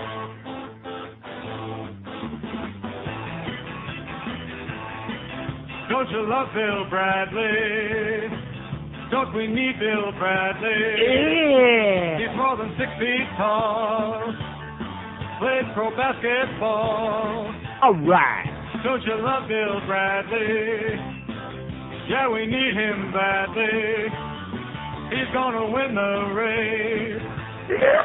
People love him 'cause he is an Albert Gore. Yeah. Did I mention that he is an Albert Gore? He played for the Knicks. He doesn't borrow six. Yeah, we love him 'cause he is an Albert Gore. Not Al Gore. Not Al Gore. Not Al Gore. Yeah, he's not Al Gore. I'll say it one time more. We love Bill a lot. Mostly 'cause he's not boring Albert Gore. Well, don't you love Bill Bradley? Don't you love Bill Bradley? 14 till noon at 560 WQAM, 567-0560, pound 560 on the AT&T wireless line. Here's a mobile in Kendall. Hello. Hello, Neil. Yes, sir. I just wanted to wish you a happy birthday. Well, thanks early. so much, man. Those cards are just pouring in here. Well, I can't mail you a card because I'm driving around in a tow truck right That's now. okay. But I wanted to touch base. I want to find out a little bit of info from you real quick if I could. Yes, sir. Some of your best CDs from the past. Is any of those contain Dwayne Stump? Yeah, but you won't. I don't think it's way back on the first one, 92, I think, one of the first ones. Well, if I can't find it in one of the stores, then I'll go beat somebody up for it. Well, maybe Center One has got it. You can call them. Okay. Okay. And long time listener to you. I've turned so many people on to you, and they just, I mean, everybody loves you to death. Well, I can So tell today. This week I can feel it. You know. Well, don't take no crap from none of these charity organizations either. You know how it is. You give them $1, a penny goes to the charity, and the rest of it goes in some wealthy George and I CEO's pocket. during the break, George and I decided we're going to start doing that next year. I think you guys should. I mean, We're starting our own charity. Screw these Well, at least bastards, that way okay? George knows he'll get his bonus check. That's right. Have a great day, pal. Neil, take care. We love you. Thanks a pile. Bye-bye. Well, there's a guy that still loves me. How do you like that? There's one. I'll tell you, they're so tough, man. They are so tough. They're brutal. They're impossible.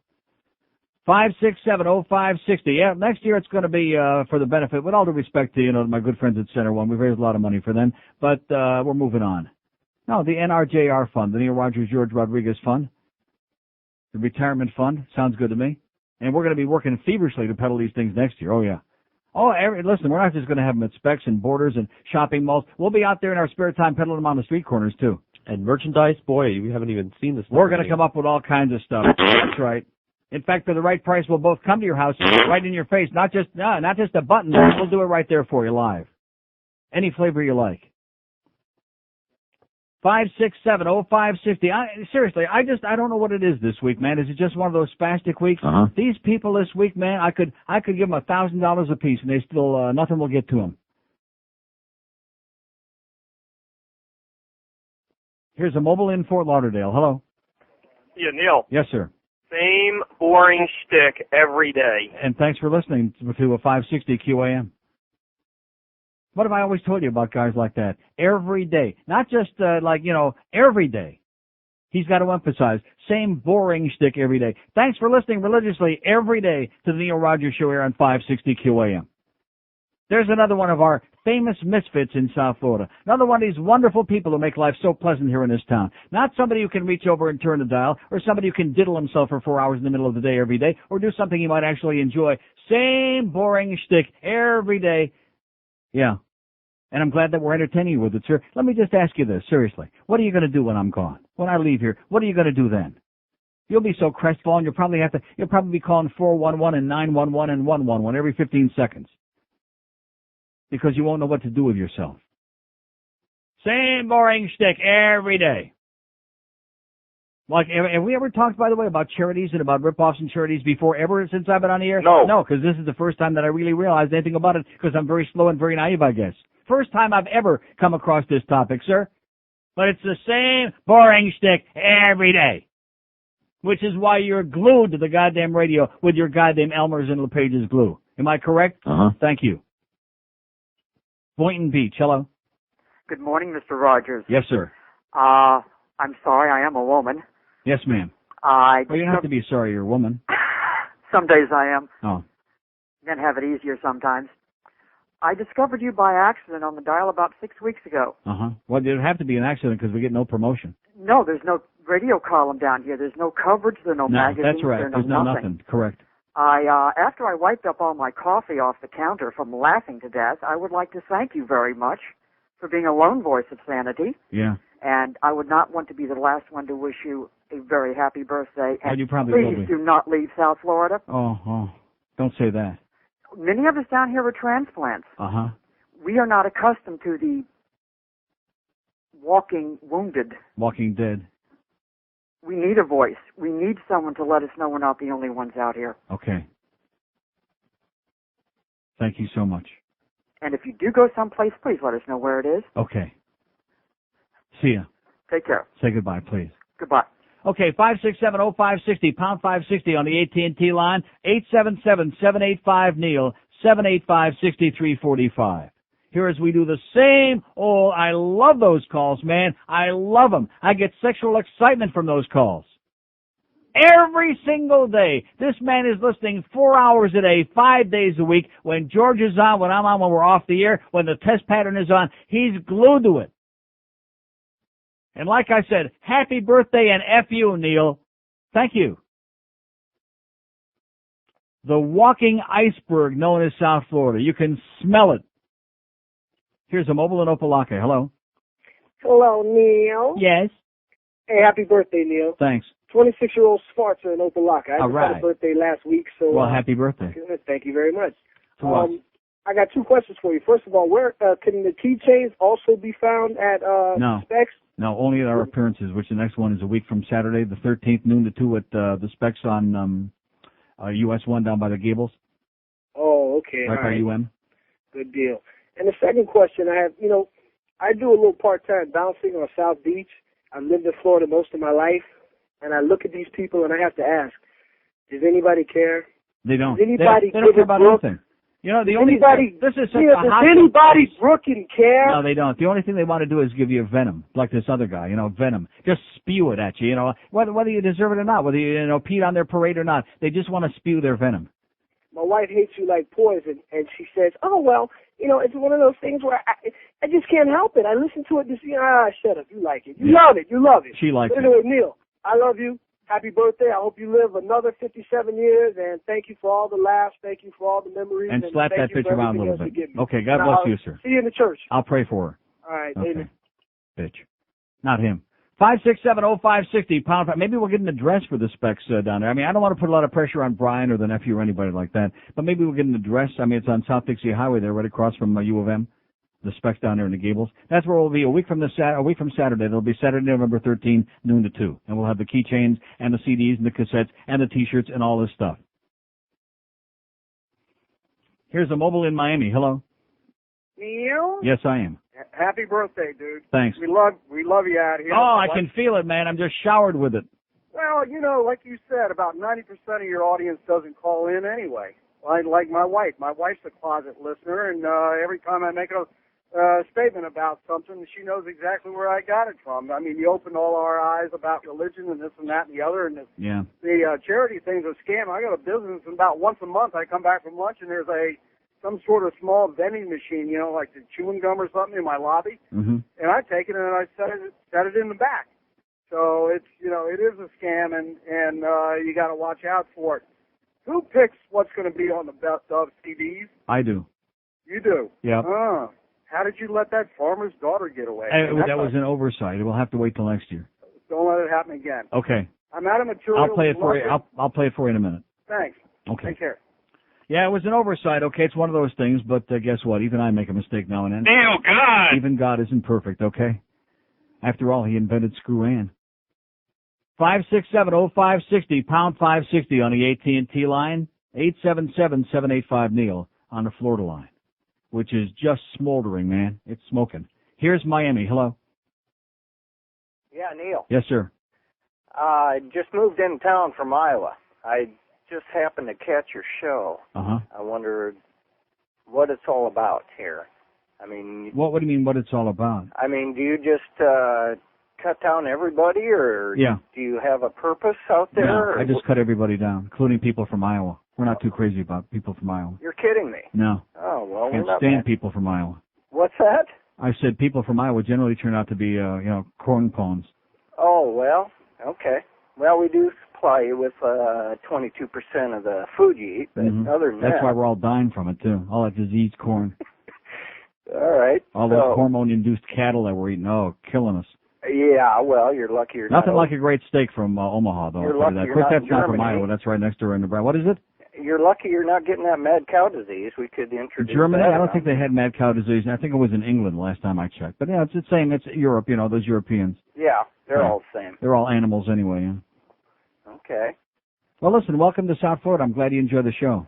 Yeah, it's interesting, no doubt about there it. you go. So even though you don't like it, you find it interesting. Well, I just find the commentary a little bit funny at times. Yeah, well, that's the idea. When you're done, you'll discover when you've been here long enough that you love this show, because getting a good laugh here is not easy. Really? That's for damn sure. You'll discover that. around Another the 5 or 10 minutes, yeah. Yeah, around the neighborhood, I got to keep my eye out the window to make There sure. you go, like I said. Yep. Okay, well, listen, you have a great day. Take it easy. Okay. 5670560, pound 560. See, he hates me and he still likes me. How do you like that, huh? Oh! Yeah. Same old stick, Neil, every day. Oh, God, if I had $1 for every moron in this town, I could buy it. I could buy the whole goddamn place. 4 minutes till noon at 560 QA. Kim Bocamper talks sports. Weekends right here on Sports Radio 560 QAM. WQAM, Miami, Fort Lauderdale. There was an old farmer who lived on a rock. He sat in the meadow just shaking his fist at some boys who were down by the creek. Their feet in the water, their hands on their marbles and playthings, and at 4:30, there came a young lady. She looked like a pretty young creature. She sat on the grass. She pulled up her dress and she showed them her ruffles and laces and white fluffy duck. She said she was learning a new way to bring up her children so they would not spit, while the boys in the barnyard were shoveling refuse and litter from yesterday's hunt, while the girl in the meadow was rubbing her eyes at the fellow down by the dock. He looked like a man with a sizable home in the country with a big fence out front. If he asked her politely, she'd show him her little pet dog who was subject to fits. And maybe she'd let him grab hold of her small tender hands with a movement so quick. And then she'd bend over and suck out his candy so tasty made of butterscotch. And then he'd spread whipped cream all over her cookies that she had left out on her shelf. If you think this is dirty, you can go yourself.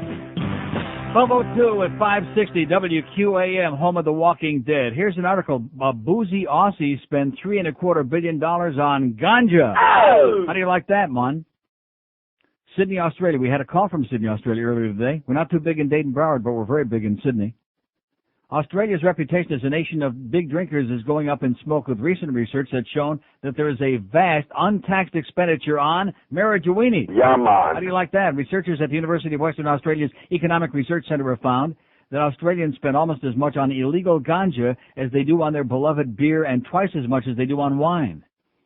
Expenditure on marijuana in 1995 was a little bit over $3.25 million U.S., said researchers Ken Clements and Merle Dario, whatever his name is. The estimated ganja expenditure was equivalent to 1% of Australia's 1995 gross domestic product and represented double the expenditure on wine and three-quarters the money spent on beer. They also discovered that the more marijuana they smoke, the less booze is drunk. How do you like that, huh? Yeah. How do you like that? All you grave robbers out there, maybe that just might be one of the reasons. You don't think, do you? You think that might be one of the reasons that marijuana, the wicked weed, continues to be illegal in this country? Just like the reason that we don't have casino gambling here in South Florida is because the special interest over there in the Bahamas and the grave robbers like Mickey Harrison and his gambling ships want to make sure we don't get it. You think that might be? Yeah. Of course, we know about all those marijuana intoxicated drivers, all those accidents, don't we? Every day. All the time. What a statistic that is. Yeah, man. Yeah. If only we could So find it. booze good, weed bad. Just remember, all you kids out there, booze be good, weed be bad.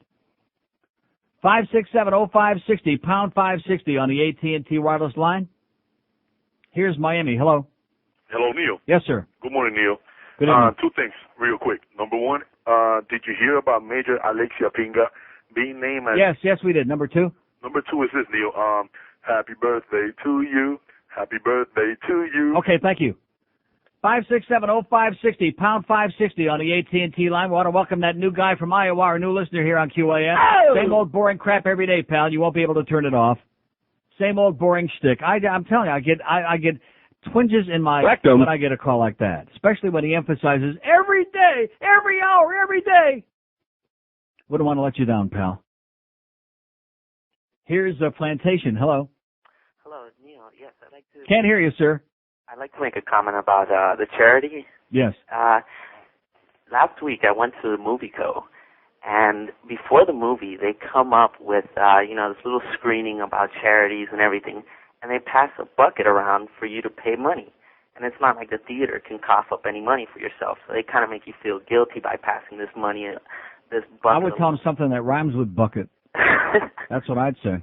Neil, can you do me a favor? Maybe. Well, actually, I wanted to tell you happy birthday. Thank you. And I wanted to know if... that still won't get you the favor, but anyway.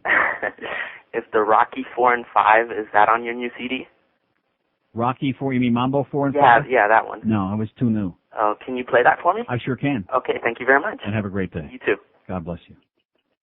567-0560. We got 700 open lines here. No waiting. Pound 560 on the AT&T wireless line. We're talking about crooked charities today. Finally got to the bottom of that goddamn golf tournament and find out it's nothing. How naive can I be, man? I should be ashamed of myself. Being so stupid and naive, thinking that a whole bunch of people around here who are grave robbers to begin with are going to put in a whole lot of work just out of the kindness of their heart to try to raise money for charity.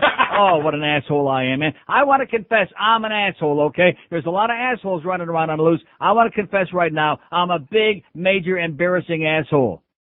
And I'm embarrassed by it. Because all of these things are just an excuse. They throw a couple little bones over here to this charity or that one, and then they make a big song to dance. And like I said, the government needs to step in because it's fraud. It's government-sanctioned fraud is what it is. Here's a mobile in Margate. Hello. Hey, I got another fraud for you, Neil. How you doing? Happy birthday. Thank you. Mothers Against Drunk Driving. Yes? They're frauds. They're crazy people. I called them up once because I lost the job for drinking and driving. They didn't care. They don't care. But I want to say it's the same boring perfection every day, Neil. Every day you're the same perfect asshole, right? Not at all. Yes, I You're am. a perfect announcer. You're I'm an a asshole. perfect entertainer, and I'm I've proud of listened for over 15 years. You're the best of the best, and I wish my AM radio came in clearer. And God bless you. I wish we were on FM. Thank you. Yeah, I wish we were on a real radio station. I was talking to my roommate yesterday, where they moved where he works over there for the state up to Commercial Boulevard. He can't hear the show inside. They all used to listen inside there every day because they work for the state. They're sitting around on their ass. I used to listen to the show. Now they can't hear it. All they get is like that every day. Can't hear the station. Can you imagine the numbers we get working on a make-believe phantom radio station like this if we were on a real radio station like FM or something that somebody could hear? Of course, when Greg Reed came to me, one of the many stories that he told me, fables, tales, lies, was, oh, well, we can go 50,000 watts. Yeah. But that would cost a lot of money. Are they going to spend the money? No. No. Just another lie to suck me in, to entice me to come to work here for a make-believe goddamn nickel and dime horseball company. 567. We got 65,000 open lines here this hour. 567-0560, pound 560 on the AT&T line. And you wonder, I'll say it again, Ken Rodriguez, you wonder why they were sitting on their hands at the basketball game last night? I can't move them this week for love or money. I've been doing it fairly well. It takes a lot of effort on my part every year for 23 years. But this week, man, this is the end. They refuse to get off the dime. Screaming and yelling and prodding and whipping and kicking and branding with a goddamn branding iron, and still they can't get off their ass. Dolphins football. Sports Radio 560 QAM.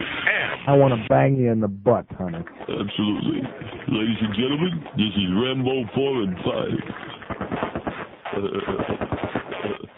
How are you? John Rambo's still alive. I want to make movies 4 and 5. My life ain't going great. Planet Hollywood's broke. Unfortunately, I speak like I had a stroke. First blood came in 82. That's when I hurt my penis and it never ever grew. Rambo 2 was in 85 late. Rambo 3 was in 88. Shooting and learning and shooting. My gun. I did not make this movie with my son. His name is Sage. He was in Rocky 5 and Daylight, the tunnel movie. A little bit of cash is what I need. I gotta get a loan from Apollo Creed. I gotta have another hit movie or a Broadway show like Denny. I guess nobody ever saw Copland. It was stupid. I guess I understand. My whole life is about to cave in. All I got left is Jennifer Flavin. Ladies and gentlemen, I need to make Rambo 4 and 5. Check it out. So call me up. I really need a script. I can do dialogue or keep it zipped. I like comedy, action, adventure, and drama. The only thing I will not do is have sex with a llama. So give me a break, for goodness sake. I used to be on Oprah. Now I can't get on Ricky Lake. Right now I got a one-man show in Poughkeepsie. Basically, I'm an unemployed gypsy. A little bit of cash is what I need. I gotta get a loan from Apollo Creed. I gotta have another hit movie or a Broadway Broadway show like Netta Heat. I guess nobody ever saw Copland. It was stupid, so I understand. My whole life's about to cave in. All I got left is Jennifer Flavin. And that's why, ladies and gentlemen, I need to make Rambo 4 and 5. How are you? Absolutely. 12:15 at 560 WQAM.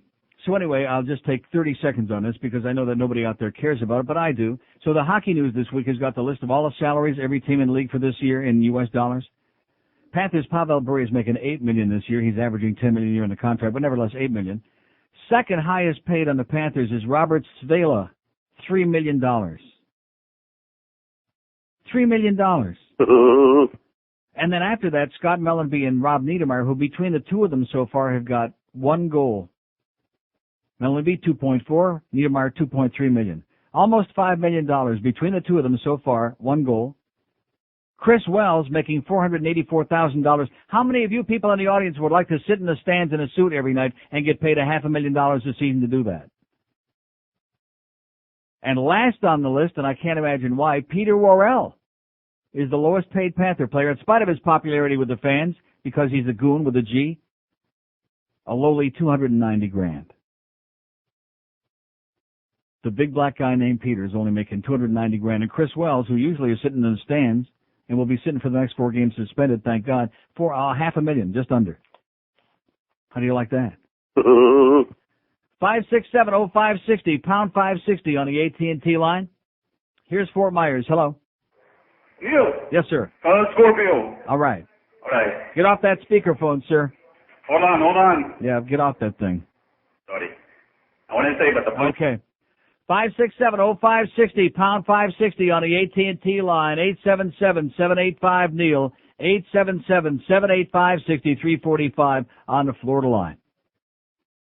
Here's a mobile in Fort Lauderdale. Hello. Hey, Neil, happy birthday. Thanks. Same old stick every day, I said, but we're going to miss it when it's gone. Yeah. Going to hockey for a second there, Wells did the first good thing of his career by cross-checking Deneen. I'm sick of it, like, fist fighting rather than, going eye for an eye. Uh-huh. If someone takes a cheap shot on them, they're always the first to get into a fight. They've been trying to fist fight Lindros for 6 years, and he sticks them to death. Yeah. Yeah. I guess that was it. Okay, thanks. Just checking. 567-0560, pound 560 on the... I'm telling you, this week, man, I'm playing music. I really am. There's no point. I'm not feeling all that great. And, I've told you this for years. Every year, right around my birthday, a little bit before, and luckily after Friday, maybe things will come back to earth. But right around this time every year, everything in my life turns to crap. In the last couple of weeks, both of my dogs have been at the vet. They're okay now, thank you. Do they care? No. But nevertheless, they're both fine. I've had this crap, this listeria or whatever I got, which I can't quite completely get rid of for 3 weeks now. And then, of course, my garage door, the opener breaks yesterday. The electric opener is the frambus is out of the thing. That thing is screwed up. I got a thing in the backyard that's leaking now. One of my faucets is a Farrah faucet. She's leaking all over the yard. And then we got these people this week carrying on like their dog died, something like that. You're brutal, man. You're unbelievable. I got news for you. When I write a book, which I will write a book after I hang it up in about 6 months about this place, and it isn't going to be a pretty picture. There have been some people who have been very nice to me here over the years. The audience has been very supportive in terms of writing it down in the diary. We've had all those big numbers. That's great, as far as it goes. But over and beyond that, it's not much, man. Not much to make you feel like a human being. Because unfortunately, this isn't, I've told you this before, and it's not just a line that I use. It's not your shtick. It's true. This isn't a place where people live their lives. This is a place where people go through the motion of living a life. There is nothing happening here. This is the end of the universe. Just look at the map, at that drooping thing that's hanging right down there into the Caribbean. It's not a pretty picture, believe me. And we're right down there at the tip of it, right by the head. That's right by that diseased part. Oh, yeah, right where the listeria is all gathering on the head. Here's North Miami Beach. Hello. Hey, Uncle Neil. How yes, are sir. You? Okay. Happy birthday to you. Sure, thanks. Listen, didn't anybody tell you when you came here that what goes on around here is in the water, man? Don't drink the water down here. Yeah. That's what puts all these people in this stupor that they're in. Well, that explains it. That's it. That's what it is. I was talking about the charity business there. Remember that guy that was had some thrift stores or whatever that was supposed to be donations for churches and this and that? And the guy was going around and pocketing the money, going to the swap shop and selling this stuff. Mm-hmm. The guy had a gorgeous house up in, what is it, Ratmouth, Florida up there? Yeah, Ratmouth. Yeah. Oh, my God, he was bad. He came by my house and got some stuff one time, and I swear to God, if I ever saw the guy again, I was going to blow him up. Anyways, Uncle Neil, have a happy birthday. Thanks for the suggestion, by the way. Yeah, don't drink the water. Okay, thanks. Okay. There's a good idea for us. There's a good scam. Yeah. And we'll sell the stuff to our friend Preston up there at the swap shop. We can hang out with him and Sheriff Nick. 5670560. No, seriously, I'm going to go. There's no point in America in being legal. I'm going to go into something illegal. I mean, I'm making some pretty good bucks, but it's just too much effort to make it anymore. These people make it 100 times harder than it ever used to be. It's just not worth it. When you can just go on the internet and do a scam, like the guy with the eggs, you know, this fertilizer. This guy, it turns out it's a whole scam. I wasn't even going to read this. Somebody faxed me all this crap, pages and pages of it, pages and pages about this guy, whose name is, what the hell is his name? Ron Harris. And the whole thing is a scam. 5 million people went to this site because he got all this publicity about the egg fertilization thing, about this, beautiful kids and models auctioning off their eggs. And it's a scam just to put these seductive pictures on there and then to turn them onto these other members-only websites where they have to pay a lot of money to join, et cetera, and so on. And this guy's raking in the dough, the big bucks. That's what we need to do. That's where the scams of the future are, believe me. I mean, there's a lot of them on there already, but the big scams of the future are on the Internet.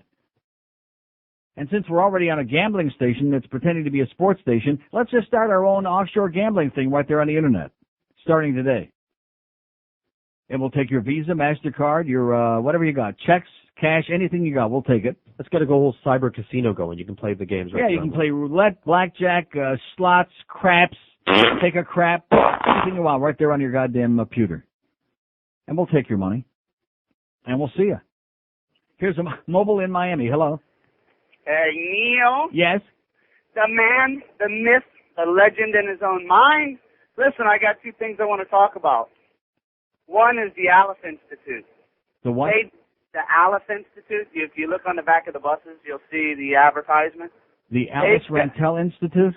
Yeah, something like that. What is that?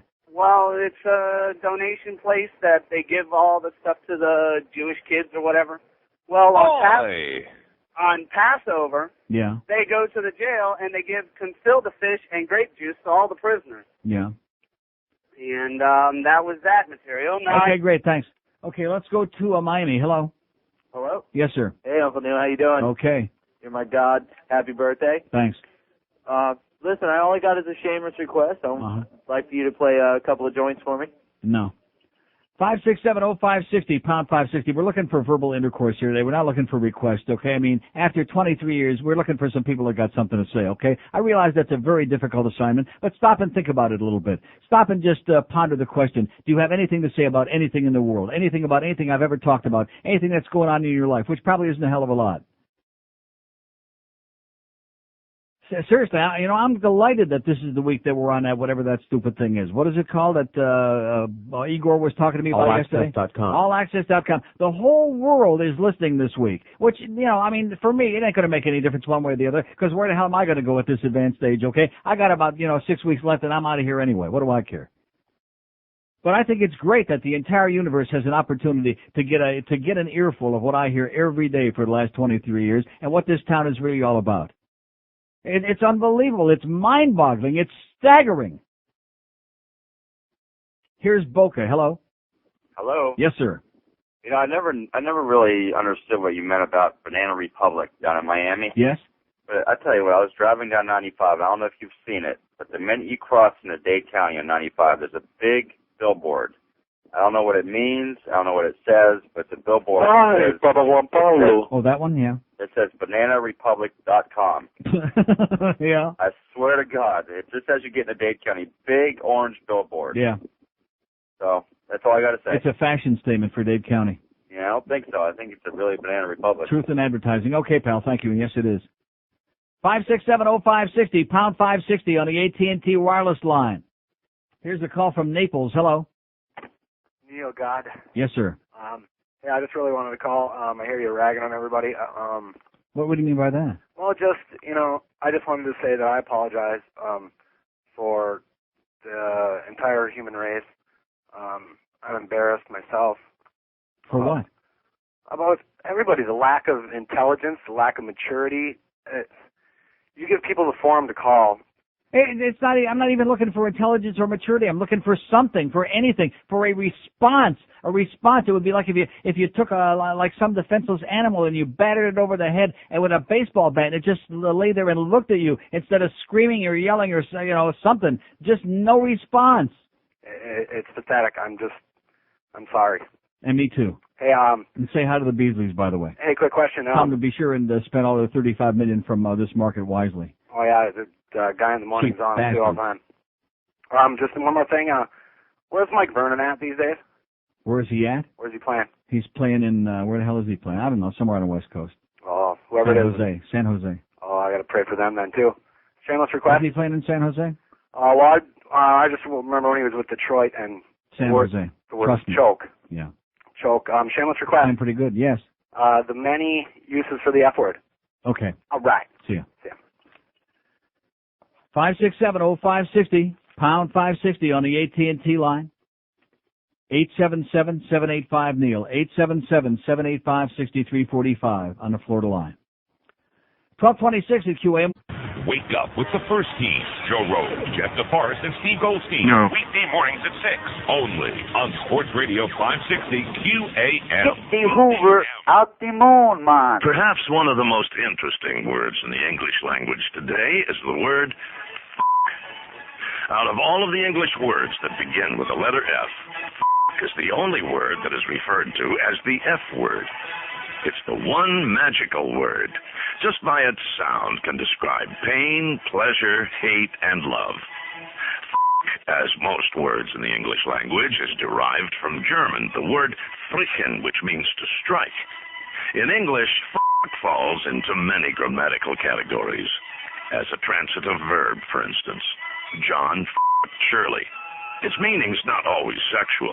It can be used as an adjective, such as, John's doing all the work.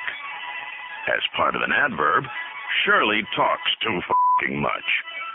As an adverb enhancing an adjective, Shirley is beautiful. As a noun, I don't give a As part of a word, abso-lutely, or incredible. And as almost every word in a sentence, the fuckers. As you must realize, there aren't too many words with the versatility of as in these examples describing situations such as fraud.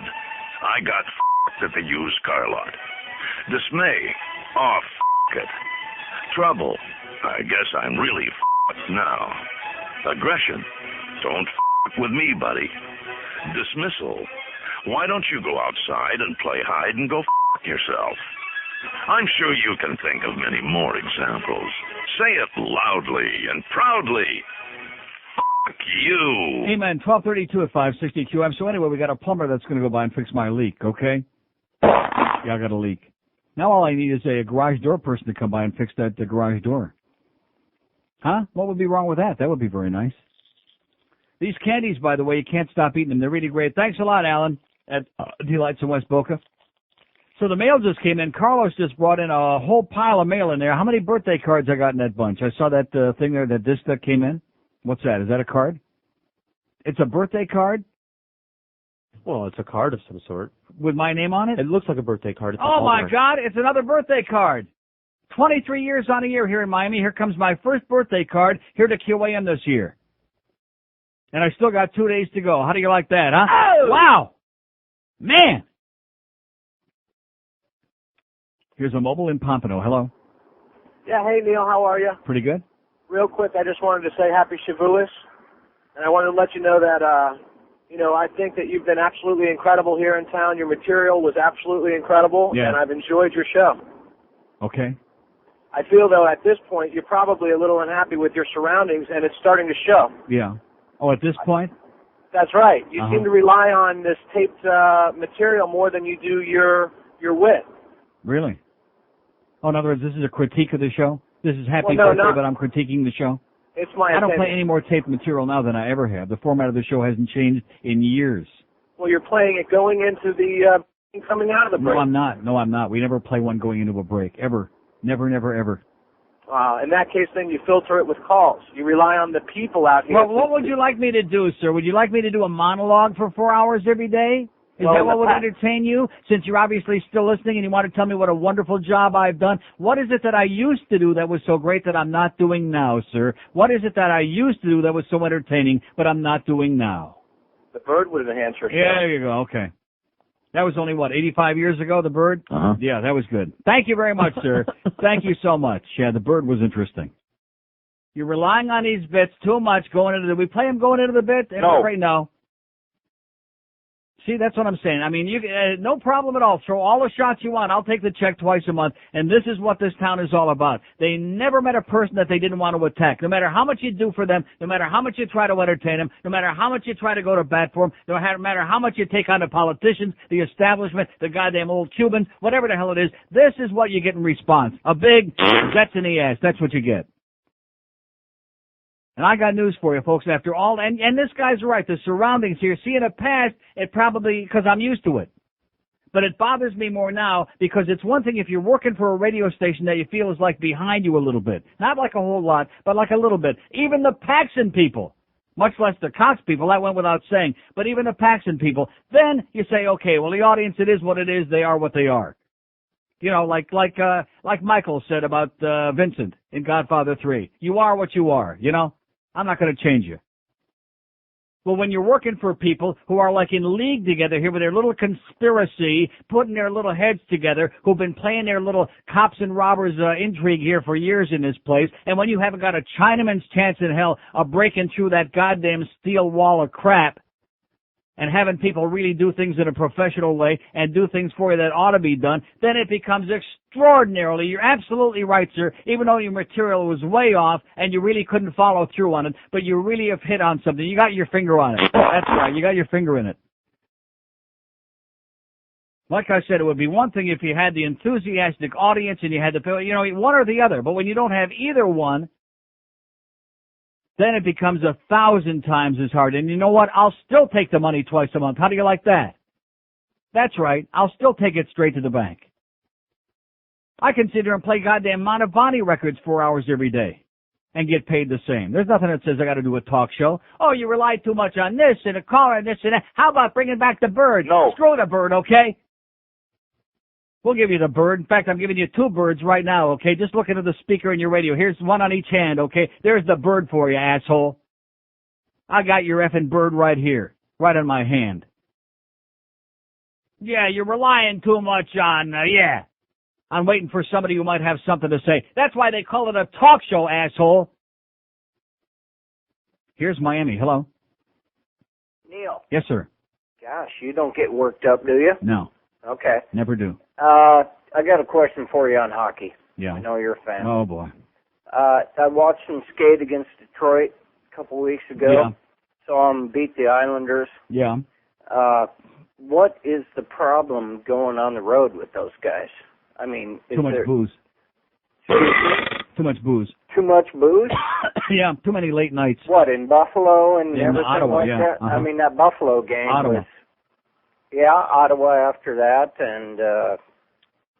I'll be honest with you, sir, after a handful of games like this, it's really very hard to tell. You know, they got too many guys on that team that unfortunately are underachieving, that aren't doing anything, like Kabasha and Dvorak again and Victor Kozlov. There's just too many no-shows on that team right now. Yeah, well... And they keep waiting for Bure to do everything. I got news for you. There is no team anywhere, even Yager, who's so great and had a big night for the Penguins last night, no team can rely on one guy to do everything or you got real problems. Well, why is that they rely on Bure? Well, you'd have to ask them. I don't know.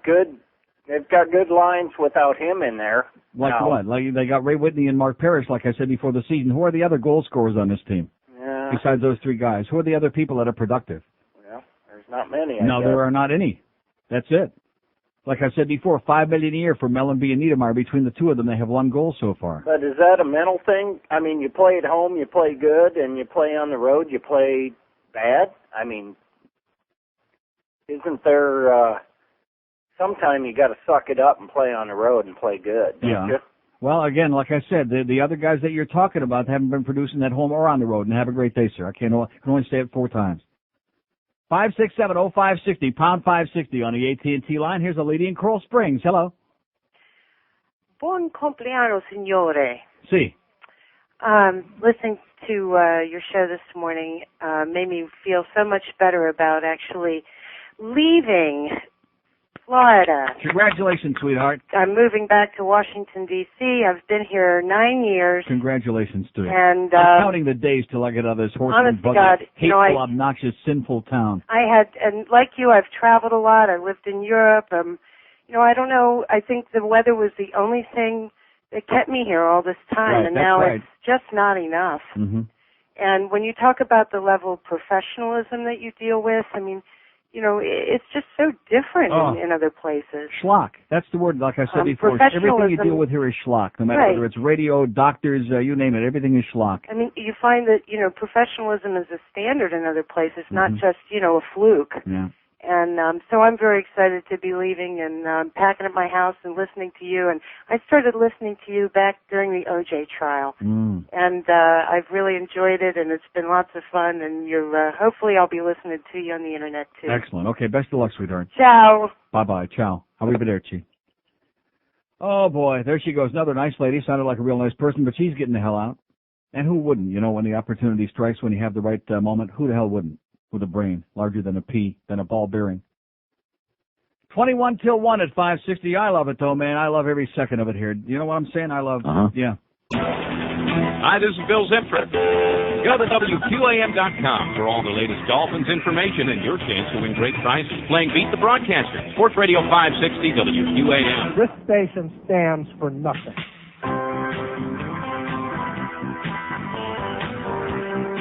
All right. Please don't tell me what's on tonight. Please don't tell me about Third Watch. Please don't tell me about freaks and geeks, 'cause I've been waiting many weeks. Oh, please don't talk about any of the new shows except the new one on Fox. And I know that J. Moore Rock wanna see action. Thursdays at 9, action is dirty and crude. If you don't like it, then you are a prude. Oh, my God. I wish I could make that sound. It was like that. Wait till you hear it there. We got a birthday card. That's the good news. The bad news, oh, my God. I want to kill myself. Here is a birthday card. 2 days ahead of time, no less, okay? November 3rd.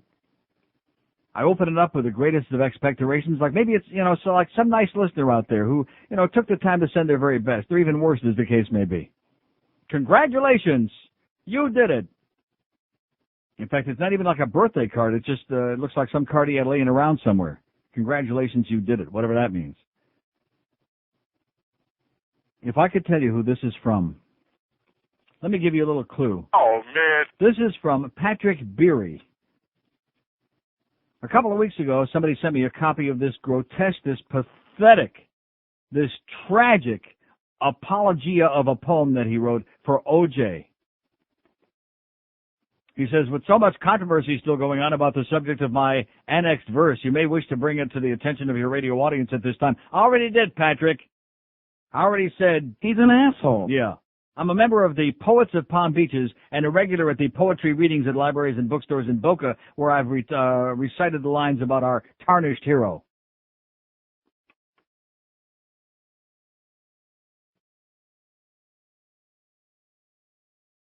I just don't even understand, to ease my aching heart and my breath. I don't even understand what this means. What if the neighbors shun me and a few friends stop by or call? It's good to be back home again, but I still dream of Nicole. I mean, this is just caca. God. It's pure crap. Oh. And he includes a copy of the poem again and his picture and his phone number and his shoe size and his goddamn a couple of cooties in here, too. This isn't even a birthday card. Look at it. It's like one of those cards you have sitting around. Look at that. There are cooties on it. Look at, Jesus Christ, one got loose.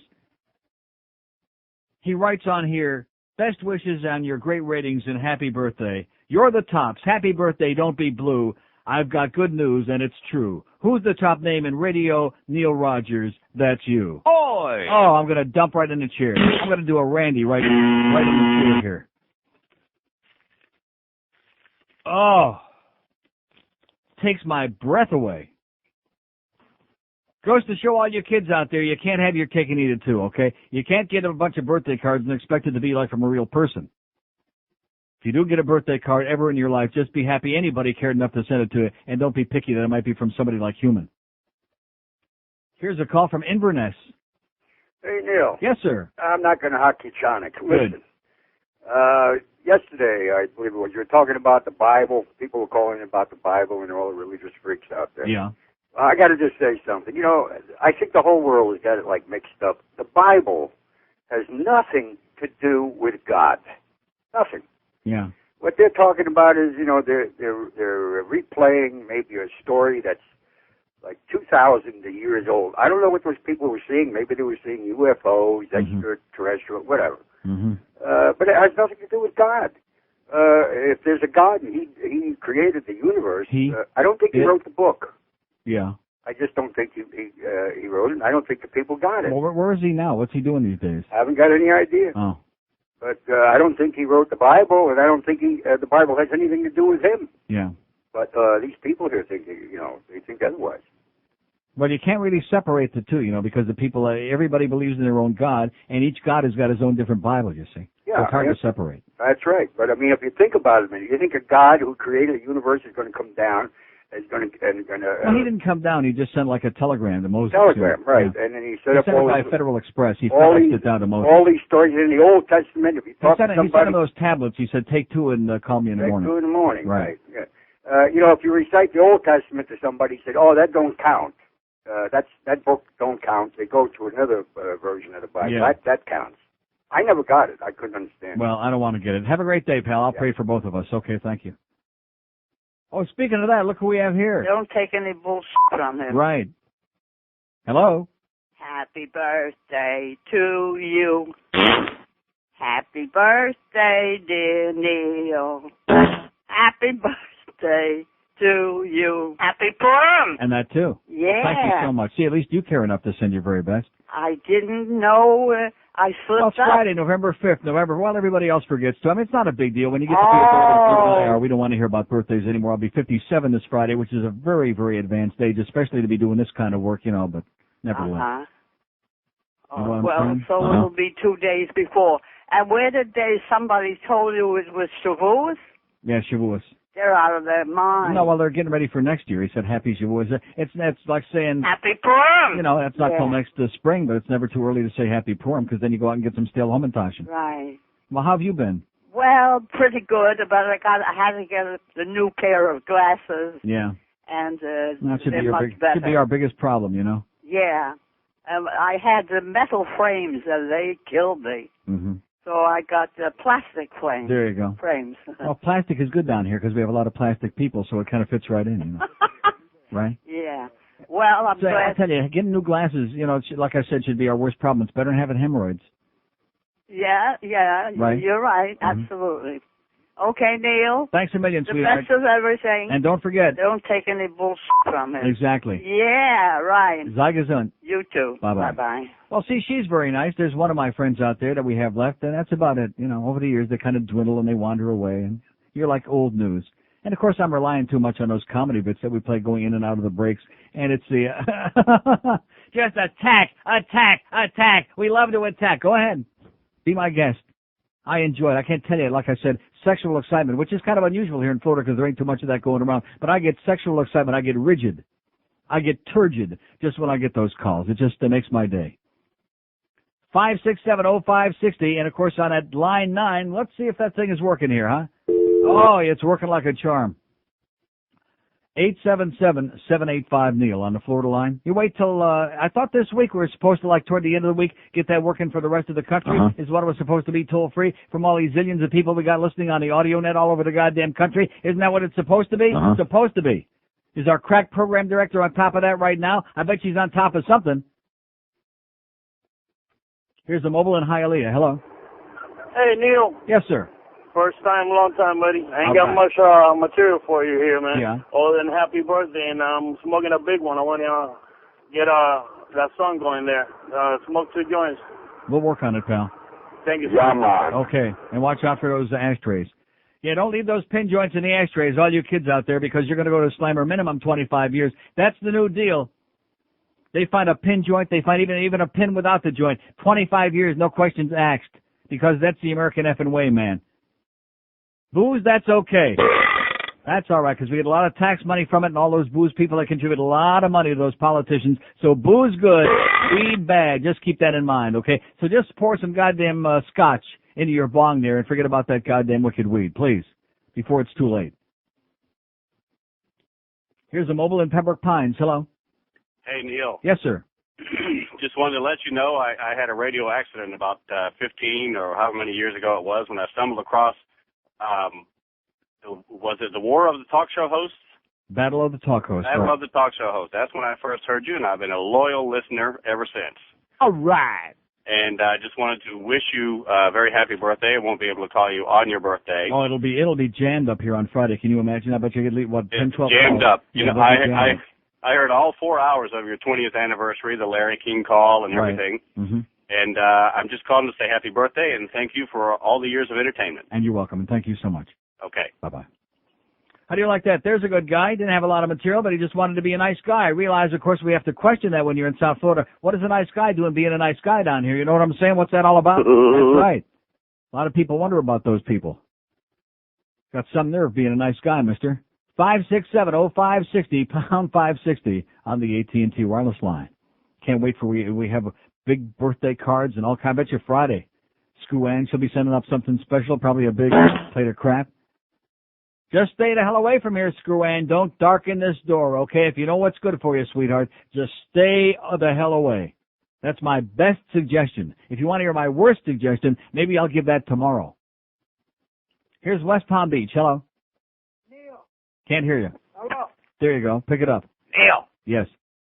Listen, with Speak into that thing, sir. Speak up. Speak up. I'm talking to you. Yeah, I can't hear you. Well, can you hear me now? Yeah. Yeah, speak into that thing that has the holes in it. Neil. 567-0560, pound 560 on the AT&T wireless line. Let's go to Miami. Hello. Hello, Neil? Yes, sir.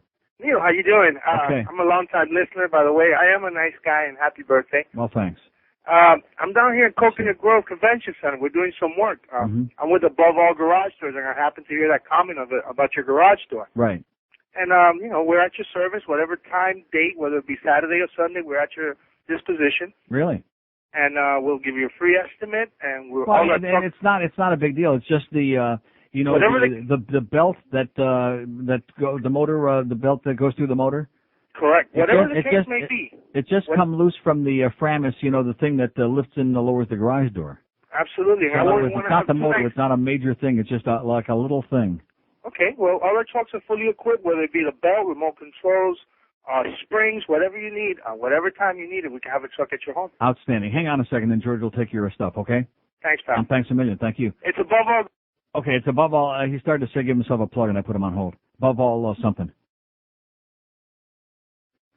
567-0560. You see, I come in here. That is one of the good fringe benefits. You got your plumbers and your doctors and your this and your that. Of course, the doctor situation has been a little bit on the, I don't know. I'm going to go see Dr. Bob tomorrow about this listeria. Just hangs on. Of course, it could just be the flu, like everybody I know seems to have this, and it seems to be pretty much going away, although not quite, not 100%. And, of course, if they do that blood culture and it turns out to be listeria, then I can file about a $20 million lawsuit against the Sabret hot dog people, and maybe if I come up, I'll accept $2-3 million, and then I'll see you. 567-0560, pound 560 on the AT&T wireless line. It's 12:56 here at QAM. QAM's got the code. We've got a shot. We've got a chance to be And the Hammer. Fridays at 5. All season long. Here on Sports Radio 560. QAM. Sports Radio 560. WQAM. Hey, stupid. Fort Lauderdale. It's the 1 to 2 hour.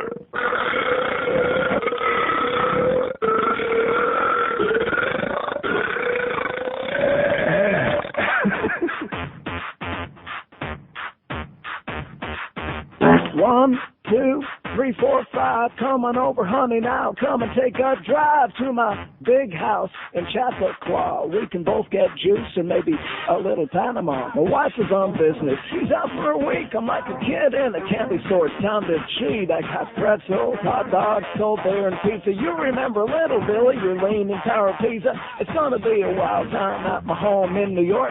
'Cause to me, darling, cheating's like a sport. Unzip my fly, it's all good. Coming over, honey, now blow on my trumpet. A little bit of Monica in my life. A little bit of Monica without my wife. Now a little bit of Monica's what I see. Oh, when she's far away, that's Hillary. A little bit of Monica's what I need. A little bit of Monica memory. A little bit of Monica, here I am. A little bit of you, I'm a happy man. 102 at 560 WQAM. We got Hank at Shula's today. It is Wednesday, isn't it Wednesday? And then we got the Bookster 6 to 8:30. Panthers at Edmonton to play the Oilers tonight. And let's see if they wake up tonight. You think they're going to wake up tonight? No. Come on, let's get with it. A little more optimism, please. A little more enthusiasm. 5670560, pound 560 on the AT&T wireless line. And line 9 is wide open here. Listen to this. There you go. The Florida line. 877-785-NEIL. 877-785-6345. The calls are pouring in from Fort Myers, Naples, Port Charlotte, Sarasota, Tampa, Orlando, St. Petersburg, Gainesville, Tallahassee, 2A. Here's Deerfield Beach. Hello. Deerfield Beach. Hey, Guy, how are you? Okay, sir. Listen, man, I'm not a complainer, but I got to tell you something. This morning, coming over from on the Sawgrass Expressway, I got caught up in traffic at Coral Springs Drive. Traffic didn't let up for about another 3 miles until it got off on 441. But here's the thing. You figure it'd be a big accident, a problem, or anything like that. They were putting sod on the median of the highway at 8:50 in the morning, right smack in the middle of rush hour. Right, that's Can smart. you imagine that? I mean, who are the asinine idiots that are making the decisions for us, up in Tallahassee or what have you? I mean, the DOT are they eating crap? I mean, I see like two troopers just sitting there trying to keep people in line because, heaven forbid, that they don't want to be late for work because they got mouths to feed. So, I mean, that's all I wanted. I knew you were the only guy that listened to me, and I had to get off my chest. I listen to you, pal. It's a bunch of crap. That's right. It's the Florida effing way, man. Good luck to you.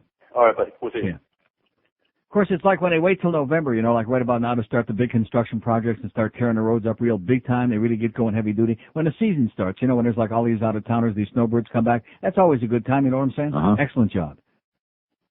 5670560, pound 560 on the AT&T wireless line. We had our the thanks for calling lady call today to wish me a premature happy birthday, which was very, very nice. Here's a lady in Miami. Hello. Hi, happy birthday to you. Well, thank you so much. You read something yesterday, Neil, about archaeologists finding that things that thwart biblical history. That is correct.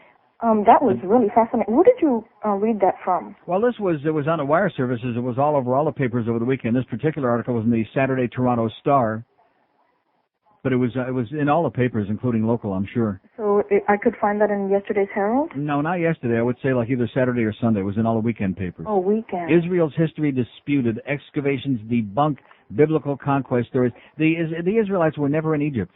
There's no archaeological evidence that they were ever there at all. Wow. In addition to which, as opposed to being this gigantic kingdom, which the Bible claims, they were just a small tribal kingdom of sheep farmers, sheep herders.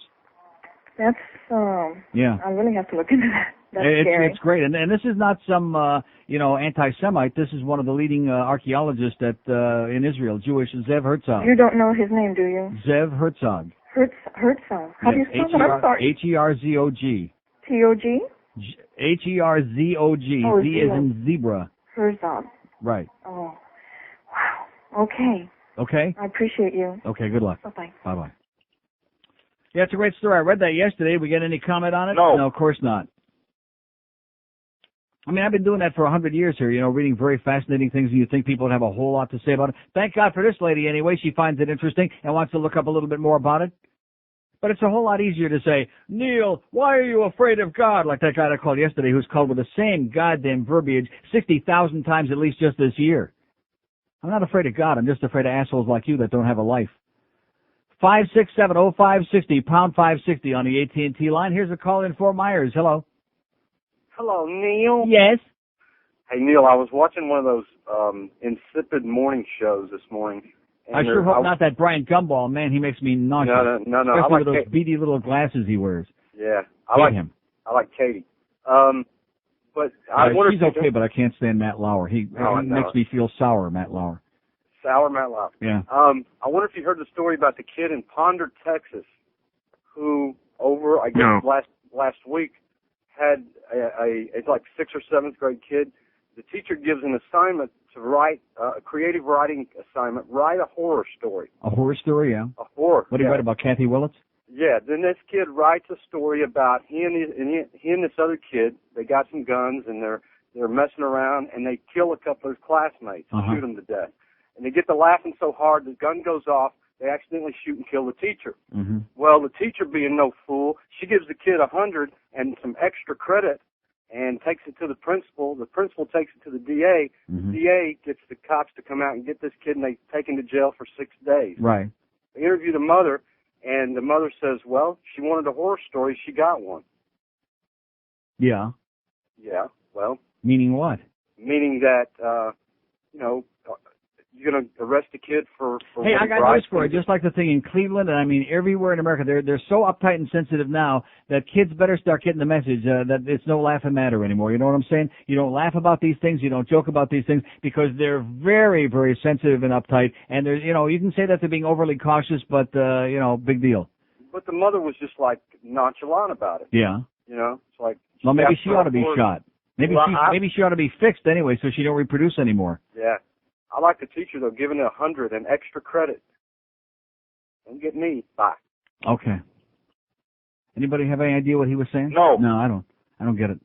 5670560, pound, of course he's in Fort Myers, pound 560 on the AT&T line, 877-785-NEIL, 877-785-6345 on our Florida line, on our very, very dead Florida line. But why should they be any different from anybody else? 8 minutes after 1 at QAM. Jeff Bush. In theaters now, from the director of The Sixth Sense, it's The Eighth Sense. I can taste dead people. Yeah, me too. My pudding tastes like Alan Funt. Well, my Pop-Tart tastes like Bob Hope. He's not dead yet. I know, but it still tastes like him, though. The Eighth Sense, showing now. Oh, my popcorn tastes like Pamela Lee's old implants. Whoa, let me have some.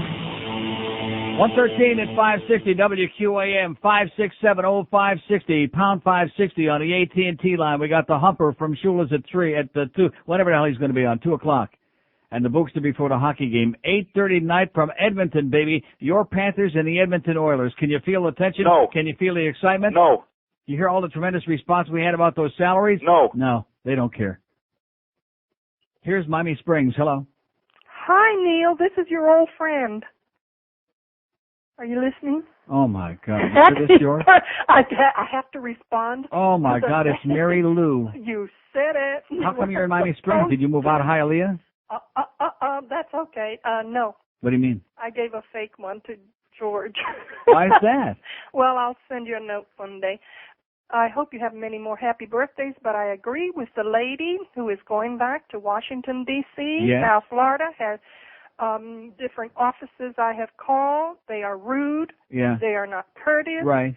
And no professionalism. I'll add another state to one who is better than Florida. Yeah. In courtesy and professionalism.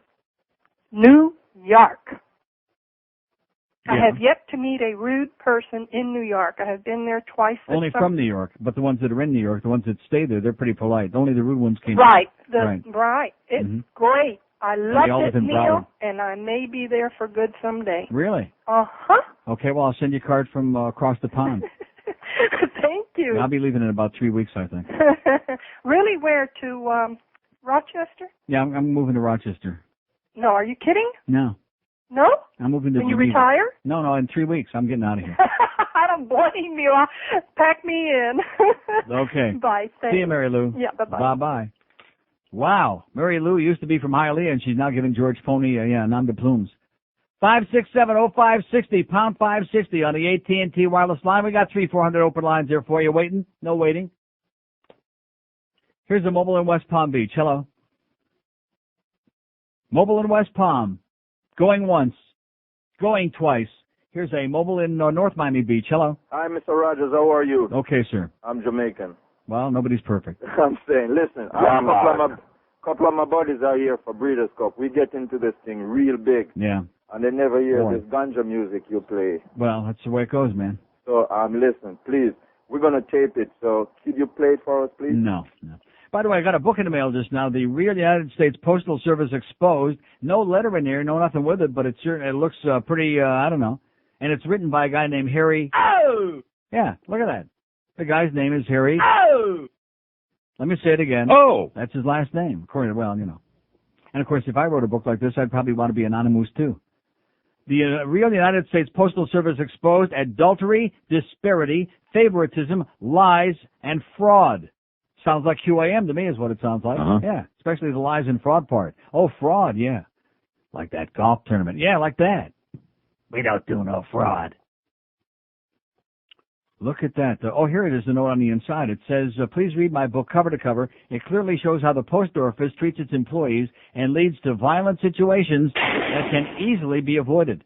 Please help me stop work-related violence. Keep up the good work. Thanks, as always, Harry. Oh! He says, zero tolerance can be achieved. The real U.S. Postal Service Exposed Adultery, Disparity, Favoritism, Lies, and Fraud equals violence is what it says. And it's kind of like a thick, look at that, almost 400-page book here with a picture in the back of all these dead postal people. Thank you very much, Harry. I'll be reading this any second now. In fact, I'm going to take the last 43 minutes and just sit back in a chair and read it to myself. What? What's wrong with that? I got some music queued up. No, not music. Just the sounds of Neil reading. That's my new format now. Yeah. But, instead of the same old crap all the time like these people are bitching about, something new and different. Just the sounds of Neil reading on the air. And every now and then I'll come across some real, oh, boy, look at that, something interesting, and I'll emote to it. And then we'll do the break. Because all we really care about here is getting the spots on. I mean, that's like our boss says, what would you rather hear? Those guys or the spots? That's a great attitude to take when the listenership is dropping precipitously. That's a good way of trying to cover up your deficiencies and the fact that you're destroying your own radio station because of greed, because you're spending, where's all that money going? It can't all be going to John Henry and Wayne Hypinga, $36 million a year. Must be going to all the big paid people around here like George and Joe Costello and Tommy and, those people, Donnie B. No wonder Donnie B's got that attitude. Yeah, he's wondering, when you start making all that much money, you start getting real psychotic about it. He was probably like a very ordinary, easygoing guy until, it complicates your life when those big paychecks start coming in. Right, Donnie B? Uh-huh. That's right. Here's Fort Myers. Hello. Hey, Neil. Yes, sir. Probably not going to be a nice guy, but I want to wish you a happy birthday. What do you mean you're not going to be a nice guy? What does that mean? Well, I want to not agree with the two ladies that called about, people being rude in Florida. Yeah. Problem is you're in Fort Myers. Yeah, I know, but the problem is 90% of the people that are rude are from up north. Yeah. There's not a lot of Floridians left. Yeah. So, well, we're not talking about where they're from. I mean, we don't ask their shoe size and yeah, that's true. in origin. We're just intermingled with them every day. Right. And unfortunately, most of them are either rude or incompetent or Right. slock or a combination of all of the above. You're right. I just, Like wanted she said, you can't complain about the professionalism down here because there isn't any. There isn't any. And you pick the profession no matter what it is, and you'll find schlock, man. I mean, just up the ass, schlock. Well, I like your same old stuff. I love you. Well, I do too, man. I enjoy the same old stuff, Well, I just wanted to say that and wish you a real happy birthday. Well, see, it turned out to be not such a bad guy, especially from over there. Have a great day, pal. Thanks. And tell the Beasleys they suck. All right. Okay, thank you. Yeah, you suck, Beasleys. You suck, you suck, you suck, you suck. We hate you like poison. In spite of the fact you got your super spy over here again. What's his name again for the second day in a row he's running around here? Bob DeMuth. Oh, Bob DeMuth, yeah. Mr. Engineering Hotshot, who also is a snappy dresser, too, by the way. Yeah, Bob DeMuth. Bob Vermouth, is that what his name is? Bob Vermouth. Yeah. He's running around here like we're supposed to be so impressed. And you better get the food out of the studio in there in the other studio because otherwise he'll go back and snitch on those guys to the Beasleys. When I heard that yesterday from these macho sports guys on the worst team, what a bunch of pussy. That's all you guys in there, man. Geldy and Defoe and Big Head, all those guys, man. Have to bring that whole big tray of sandwiches in here. 6,000 medianoches, which were very good, by the way. They were from Boar's Head. But anyway. Because they're afraid that Bob DeMuth is going to go back and snitch on them. I mean, talk about elementary school. Elementary school. That's the kind of level that we're operating here on a QM with this $30-some million running through this place. And, of course, the big question is, who's getting it? Where's it all going? Here's Boca. Hello. Yeah, why wait 3 weeks? Why don't you leave now? Oh, why don't you leave now? Here's another one of these guys. Okay. Yeah, why don't you leave now? 567-0560, because I don't want to make you happy, okay, pal? I want to make you miserable. I'm going to stay forever. I'm not even going to retire in 3 years. I'm going to stay until I croak right here on the air just to make you miserable so you can listen every day and squeeze yourself when you hear the sound of my voice. That's why, sir. And have a nice day. Here's the mobile in West Palm Beach. Hello. Mobile in West Palm. Are we having a little problem in West Palm there? Yeah, evidently that guy's got his finger up his rectum again, huh? Or maybe his boyfriend's one or the other. We seem to have a little epidemic with that guy. Are you there? Hello? Yes, sir. You there? Are you a mobile in West Palm? Yes, sir. Okay. Happy birthday. Thanks. Tell that guy he can leave now. Yeah. No, we don't want him to leave. He's not going anywhere. He'll be here every day. Good. Anyway, I want to make a comment about the charity. It's a lot like the child support. How much does the kids really see? Mm-hmm. Now, Walter Payton's family, now they're doing something. They're sending a gift. Now, there's no way of scamming any money off a gift. You have to give it to the kid. Right. That's all I'm going to say. Let me comment on it. Okay, thank you. No, I still would like to know, this is supposed to be a sports station. How come yesterday we got 20 hours of sports program on here? One of the great athletes in history, Walter Payton, died. We're not talking about some marginal golf guy or something like that. Walter Payton. And I'm expecting to hear all of this conversation about Walter Payton on here. Did I hear any? No. I mean, I wasn't listening incessantly, but every time I tuned in, I kept hearing gambling talk, about this team's pretty good, but they don't make the number, they don't cover the spread, all that crap. Gambling stuff, man, it's piss-ass boring. It's terminal. God. Walter Payton dies, 45 years old, a young man, a tragic death. And instead of having some class and going on at length about his tremendous achievements and what a great guy he was and how his nickname was Sweetness and because he was such a super guy and so classy, what am I hearing about? A bunch of degenerate gambling garbage again. Gambling garbage. It's GG is what it is. We're changing the call letters. WGG. Gambling garbage. God. It's just astonishing to me. You could rent a goddamn room in the Holiday Inn for all the chronic compulsive gamblers out there and stop wasting the goddamn juice on here. That's going to be our new motto for the year 2000, by the way. Stop wasting the juice. Oh, man. Here's North Miami Beach. Hello. Hey, Neil, I just want to let you know that I've been filling up my own Breeders' Cup for Greg Reed the past couple weeks. Every time I have a personal moment with my hand, I put it in the cup, and someday someone's going to cut off his hands, and he'll never be able to have sex again. Okay. 567-0560, pound 560, pound it on the AT&T wireless line. Here's a mobile in Hollywood. Hello. Hello. Yes, sir. Hi, Dave, you there? I'm here. Oh, happy birthday. What are you screaming about? Thank you, but why are you screaming? I don't know. It sounds like the line went off, and I was like, oh, my God. Right now. Just calm down, pal. Calm down. Listen, I got an idea that is going to make you a millionaire overnight. Okay, I'm ready. The new Royal Sperm Bank. How about that? Yeah. You sell your sperm and you put what Okay, open wide, pal. Open wide. 567-0560, pound 560 on the AT&T wireless line. Here's Miami. Hello. Miami. Hello, Neil. Yes, sir. Happy birthday. Thanks. Hey, Neil, I'm fired up. Yeah, about. You got me into hockey. I saw the Panthers against the Islanders the other night. That was a pretty good game. What a game. Mm-hmm. I was psyched up. Who's that number 8 guy? Warren? What's his name? Warren, yeah, Peter Warren. He was. Why did they only keep him in there for about 30 seconds and then take him out? Yeah, because he's dangerous. He's a violent guy. Yeah. Well, that's it.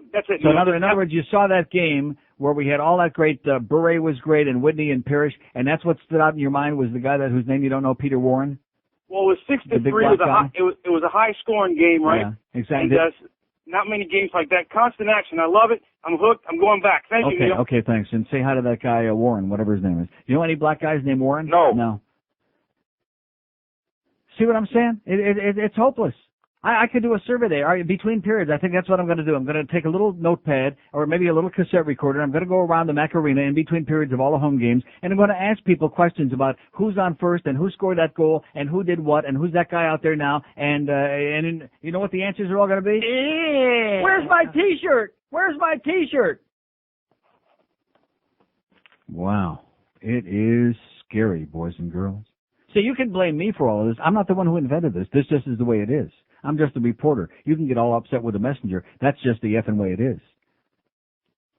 Just like Ken Rodriguez says about the Heat game last night, the season opener no less, Miami Arena needed to be checked for a pulse. What a great line that is. It needed to be checked for a pulse. The announced crowd of whatever, which it was obviously a lot less than that, they arrived late and left early. During a game that was a double, it's like the Panthers, you know, get a game that goes in overtime. Oh, about 4,000 people leave. But don't you understand? It's going to overtime. It's 4-on-4. It's going to be exciting. Somebody's probably going to score. We're going. We'll see you. But why did you bother coming here? We'll see you. And you kind of wonder, what were they doing here? Why did they come? Why did they waste the gas? But you had a good point before, and that's because, you know, it's something. There's nothing else going on. It's something. It's just to get out of the house. Just a little stale air even. Anything.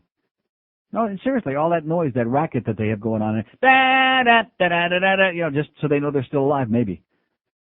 126 at 560 WQM. The sports leader. We love the leader. Sports Radio 560. QAM. It's Steve in Miami town at 560 WQAM. Hello, I'm Tommy from Thai Tommy, saying for the best Thai food and the best service. As long as you're not black, come on down to Thai Tommy on South Beach. We don't like black people. They don't tip well. Besides, why black people want to eat Thai food anyway? We don't have fried chicken on the menu. Oh, wait, I forget. We have a spare ribs. Lu Ching, I call. Put spare ribs on menu. So, if you're not black, come on down to Thai Tommy. Come to think of it, those damn gay people, we don't like them either. Sure, they tip food, but they talk too loud with funny lists. They serve other customers, no come back. So, no gay, no black.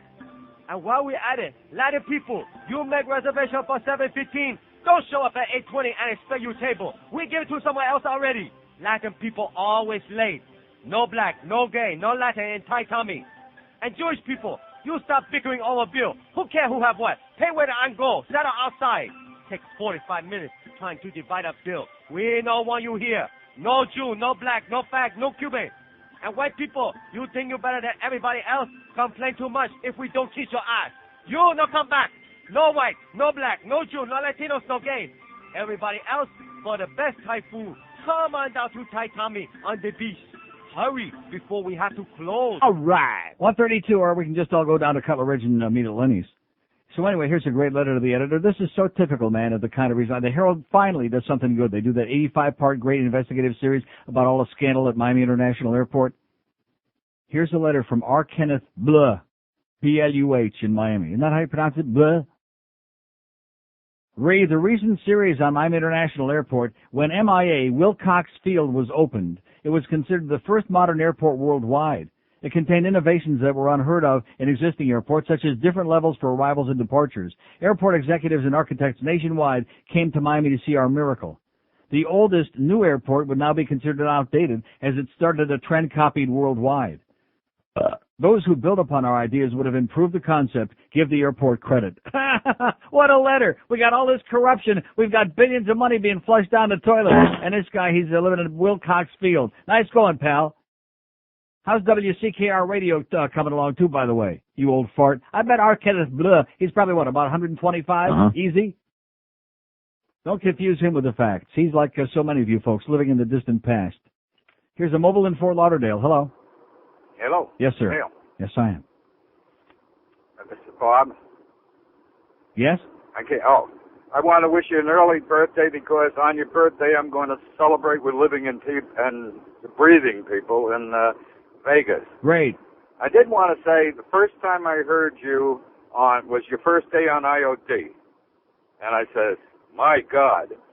About 2 months later, I said, Neil God, And now I have to say, thank God for the entertainment. You get some poor guy that has to drive on the road practically all day long. WIOD. Oh, I hate that station. Yeah. Well, listen, I hope you win all the cash in the world in Vegas, Bob. Well, I'll have fun. I'm sure you will. And you have a good birthday. And thanks for the memories. There goes Bob, who you'd listen to. WIOD. Oh, I hate that station. Like I said, I always think that's Alex Bennett, but it's not. It's that asshole. 5670560. What was his name? Don Geronimo.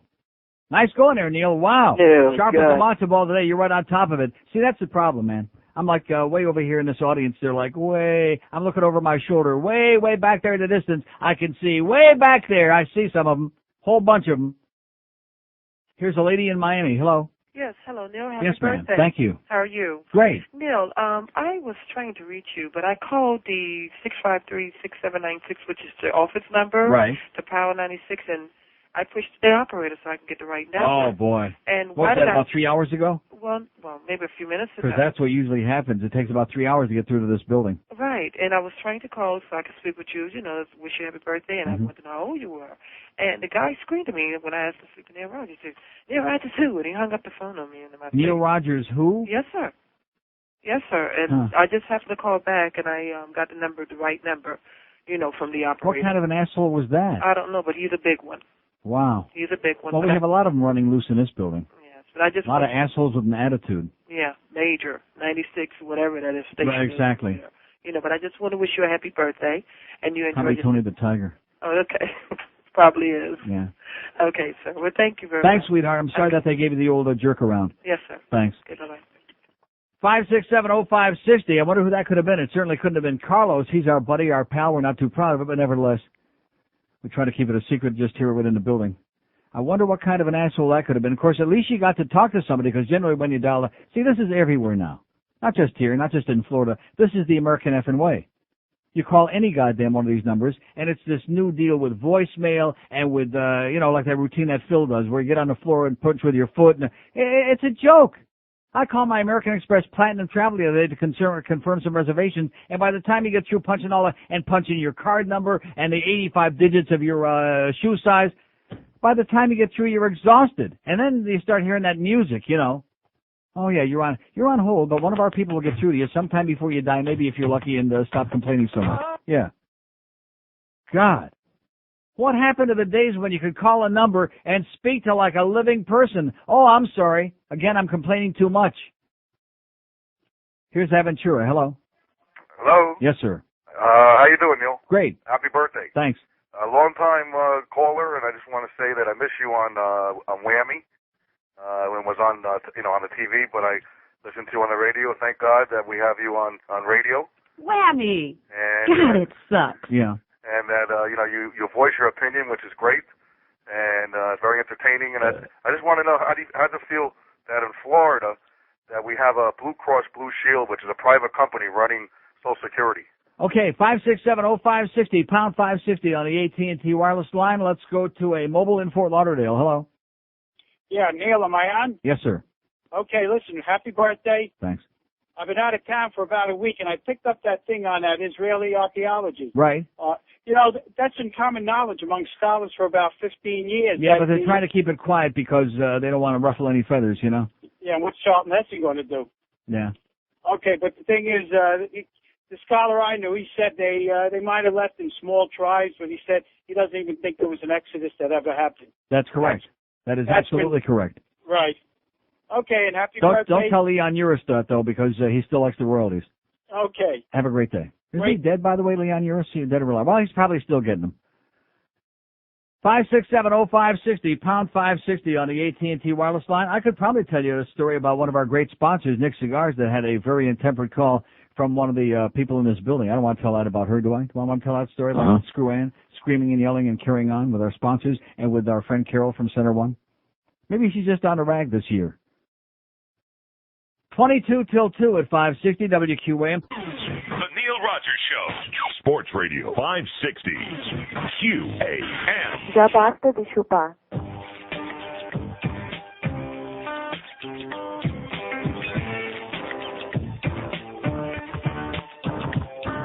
I took you to a picnic, yeah, that was your plan. You heavyweight mama with the big fat can. You the hungriest girl that I ever did see. With the never make men's IQ 33. You ate chicken, hammered my dessert, doggone it, and 12 years of corn with blue bonnet on it. Your mouth was so full that you couldn't speak, baby.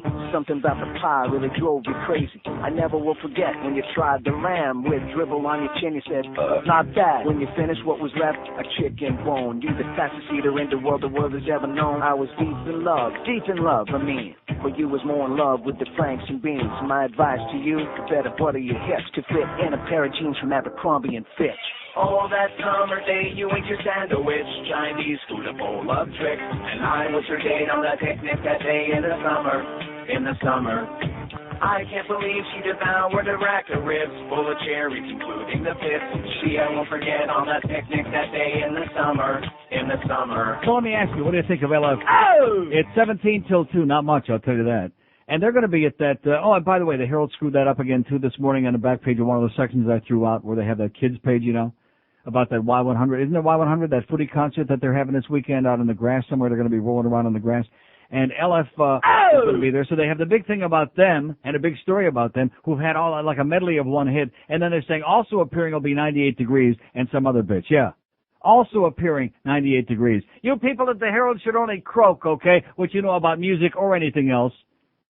God, frosted my fat ass, okay? I'm snitching to Nick and Jeff on you guys, okay? You assholes, you. I'm snitching to my buddy Footy. Oh yeah, maybe he'll be doing some cigar spots pretty soon. Because I have a feeling we won't. Oh, look at this. Here's our good buddy Scott Schwartz from Mickey Mouse Radio. Hey, Neil, how are you? Okay, Scott. Happy birthday. Sure, thanks. Just want to call, wish you a happy birthday. And, now, aren't you sorry you left here, Scott? Oh, I'm very sorry. Yeah. After hearing you talk about what transpired over time. You ain't seen nothing yet. I mean, what you saw here in the 5 minutes that you worked here, that was minimal compared to what this place is all about.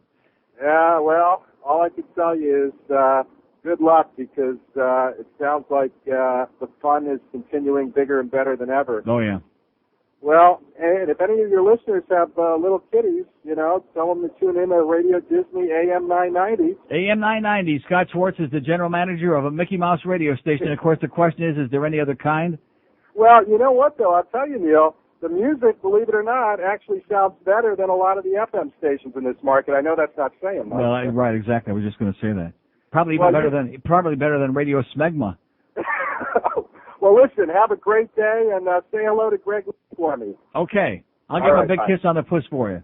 Thanks. Thanks. Bye-bye. Say hi to, what's her name? Laura. Oh, you know, out of sight, out of mind. Sorry, Laura, it's just a joke. That'll teach you to shine me at Eckerd's, Laura.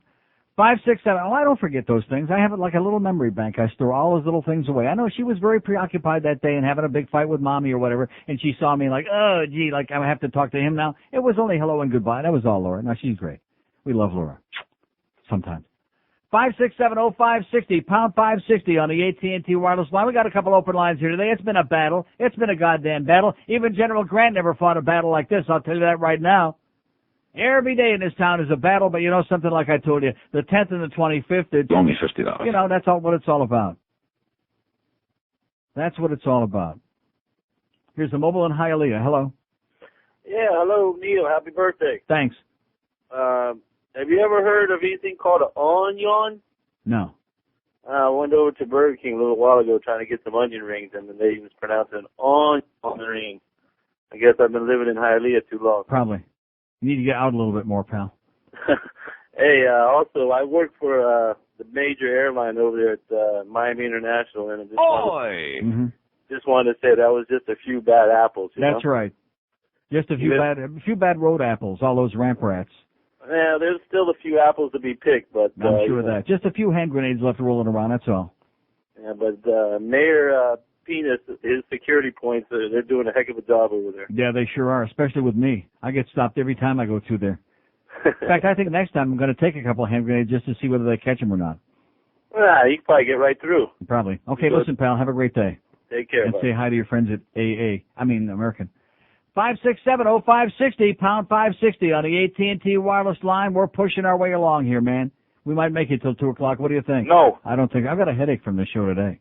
My head is throbbing. It's throbbing from this. Wow. Here's Bonita Springs. Hello. Yeah, Neil. Yes, sir. This is line 9. It's never busy. Yeah, that's right. First time, short time listener. I think maybe one of the reasons the people haven't called in about the salaries is they've picked up salaries of what?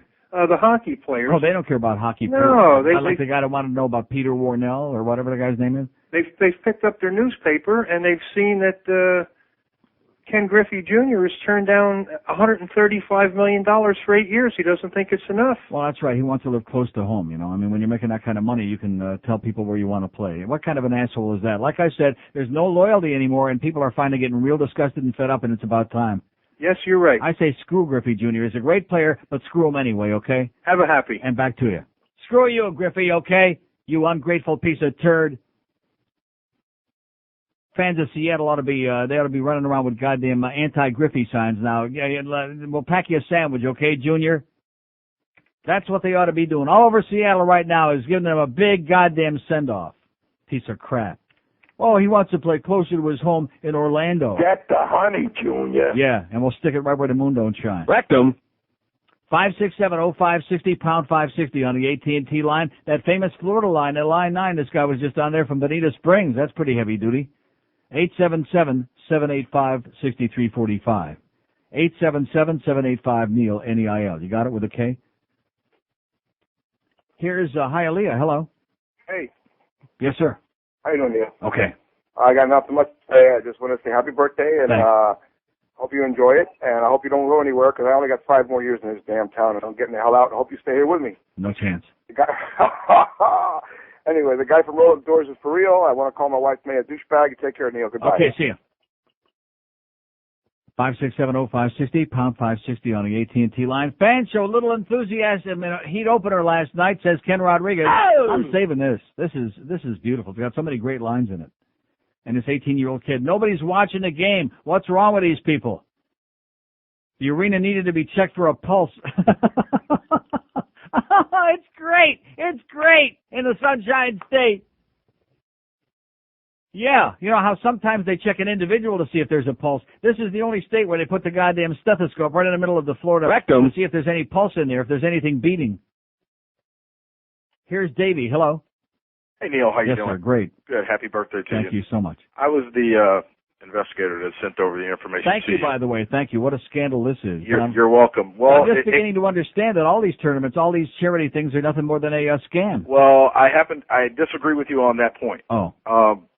This one happens to be a sham. Yeah.